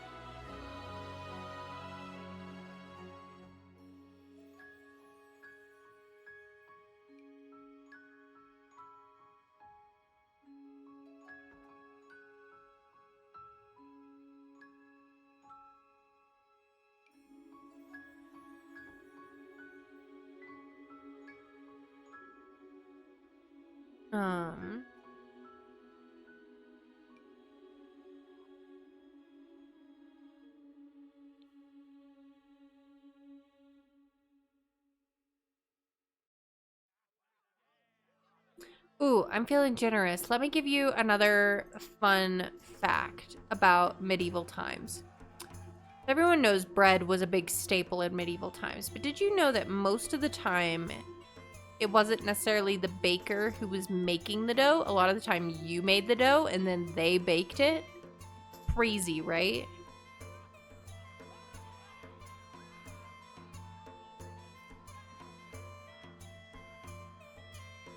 Da, da, da, da, da, da, da, da.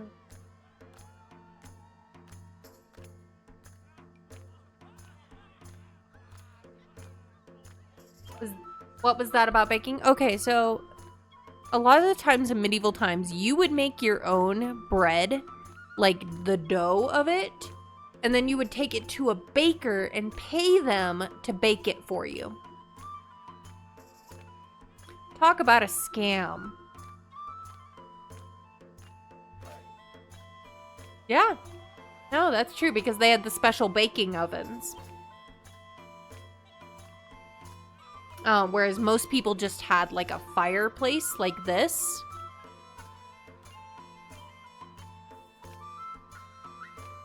But it's the hardest part of making the dough. Surely it could cook on fire. I don't know. I don't know why exactly, but it happened. Also, if you're ever really bored, look up bread fraud. It's a thing. It's real. It was a big deal in medieval times. And, highly recommend. It's a great read. Ellie, welcome in, love. Thanks for redeeming your daily blanket and building your blanket fort. How are you?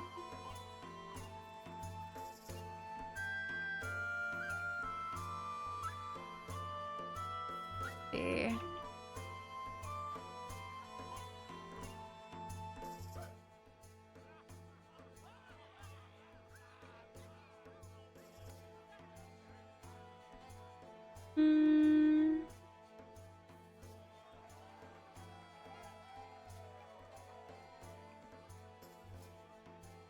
Tired, but glad you're home. I'm glad you're home too. Welcome home.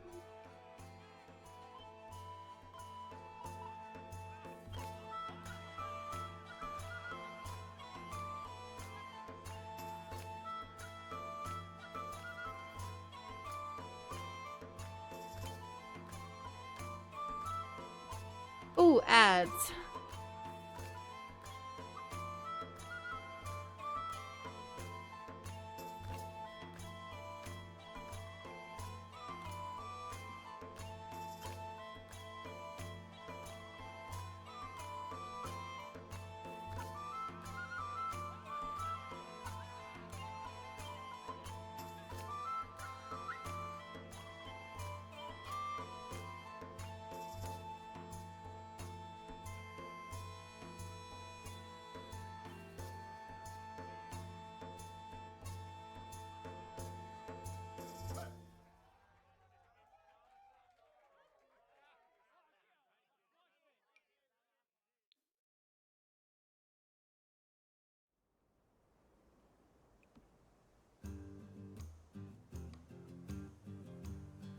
Take a stretch break with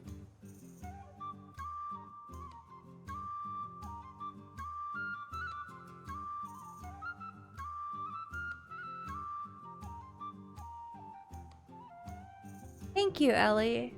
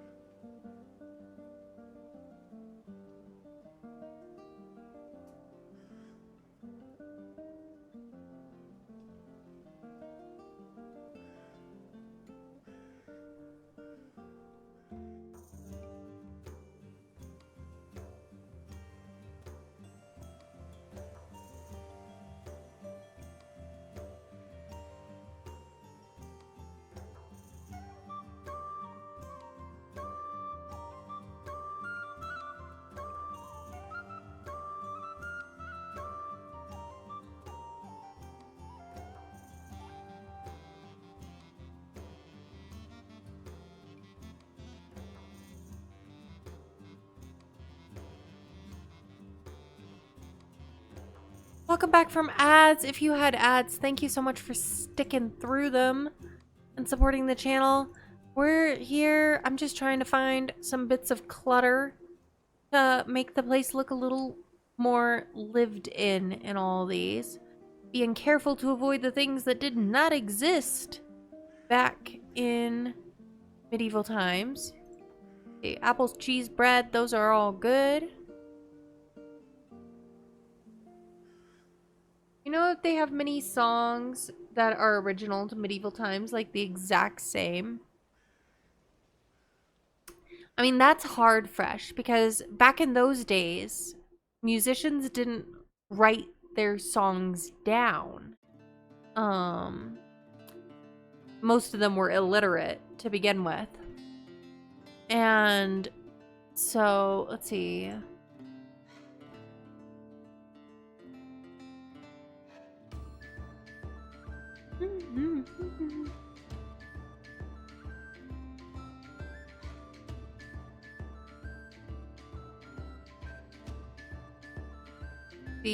There are not many musical manuscripts which have survived from the Middle Ages. Most of the ones that have survived are religious music, things like hymnals and such. But they were written with a different system. See, I'm looking at Wikipedia. This is when carols became popular, so, but their carols were probably a bit different than ours.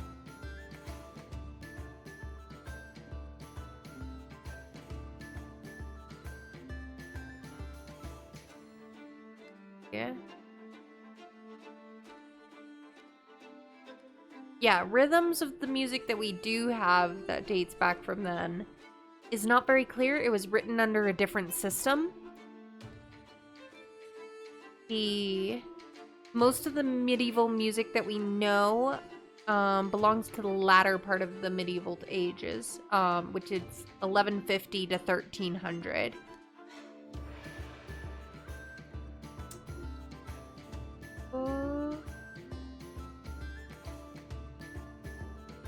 Yeah.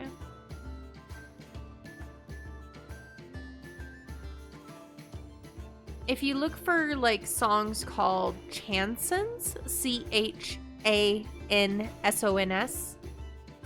which is the French word for songs, there is a here's a composer from medieval times.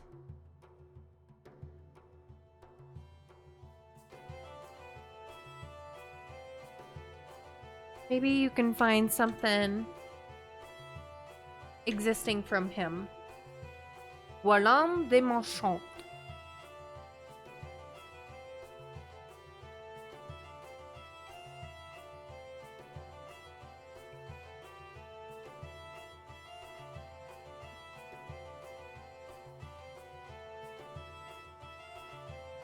Let's see.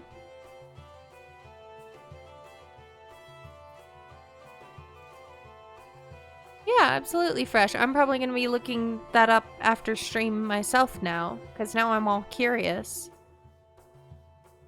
Let's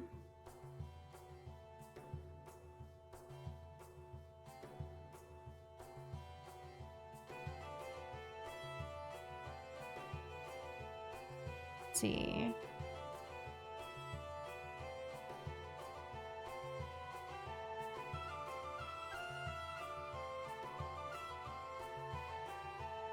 I think the first thing we're gonna build when we get to the docks is the actual docks, because I am thrilled to have a chance to use these actual boats. These big-ass boats. See if we can make them semi-functional, at least so that people can go up onto them. That'll be the challenge.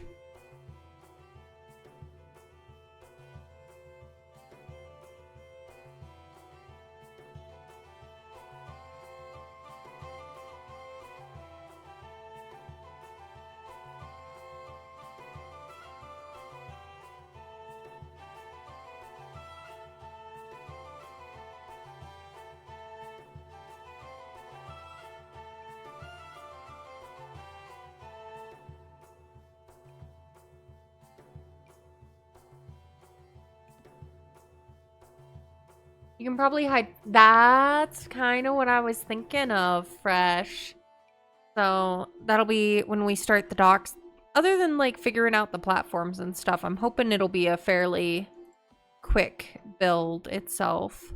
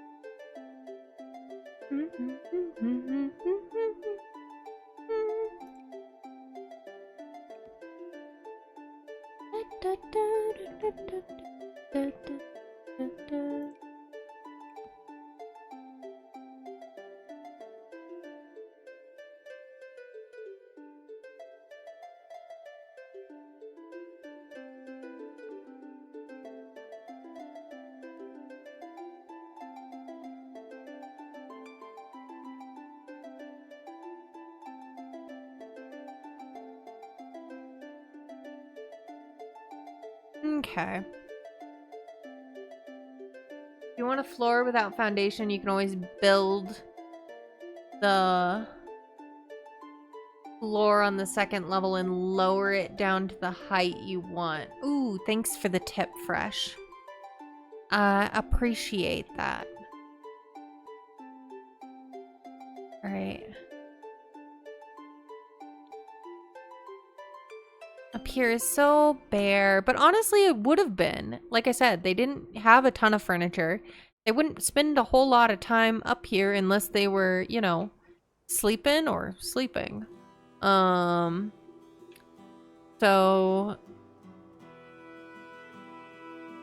it kind of makes sense for it to be a bit more on the bland side.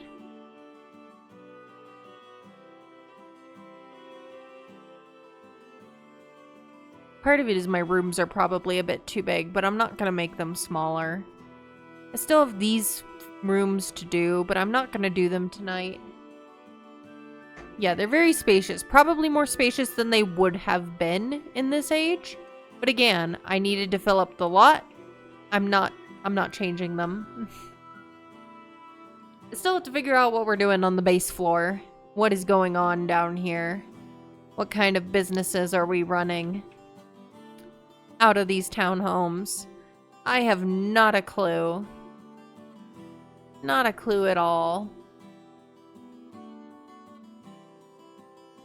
We might just leave them blank for now until I have more thoughts on that.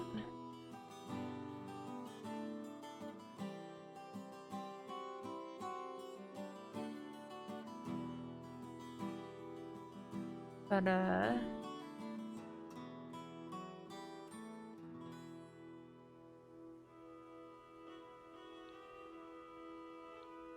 pretty happy with the top 2 floors, though. Got a little bit of clutter in them now, so they're not quite so sad.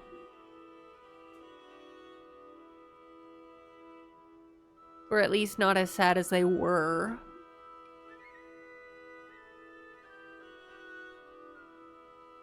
I'll take what I can get. Oh hey, my hiccups are gone. I'm not sure when they stopped. Maybe one of the businesses can be accessed from the alley and it's a shady little market shop. You know? Why not? Why not, Fresh? Ask and ye shall receive. I have not a problem with that. I will make a note of that right now. And to remind myself of it, I'm going to stick a little door on the side alley. The tiny little alley. But we'll stick a door. And like back here, the back room is actually like its own little secret. Ask and you shall receive. I'm very easy to convince to add things. Now the question is, this one? Maybe the middle one. Maybe the middle one. It's the most covered by the alley, so I feel like it would make sense. There.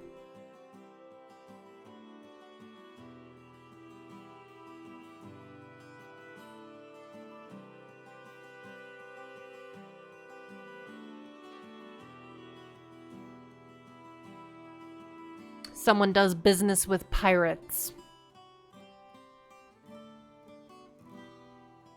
Or with other questionable goods. That's where you catch Rin shopping. Oh, caught me. It caught me. See.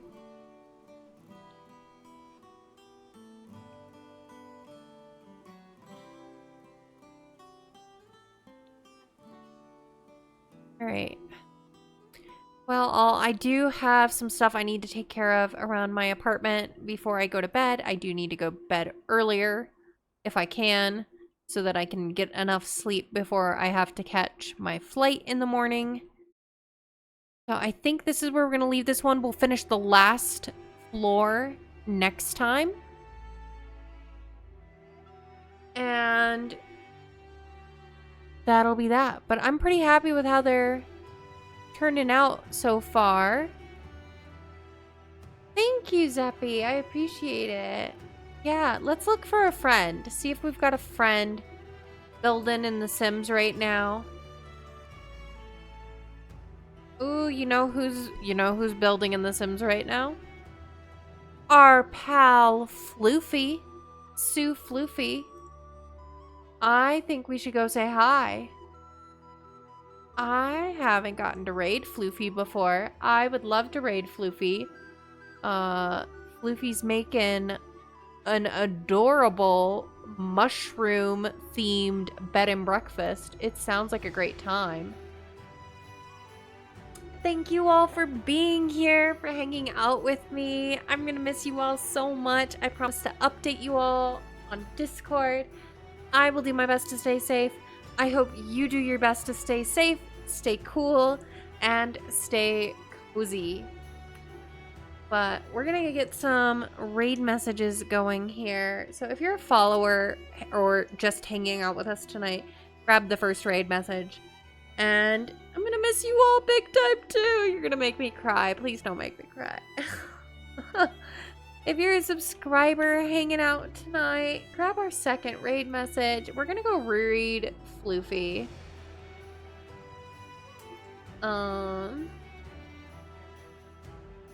I'm gonna give a quick shout out in case anybody gets lost.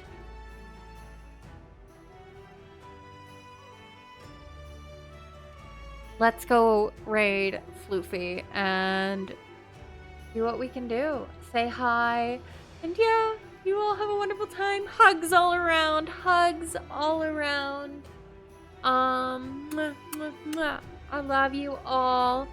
But let me get the raid started. And yeah, you all have a wonderful 2 weeks. I will be back on the last Tuesday of July. So, I'm not sure what day that is off the top of my head. It's the 29th or the 30th. I'm not sure which. But we're gonna raid out now. Love you. I will take pictures. I will see you all in 2 weeks. Bye.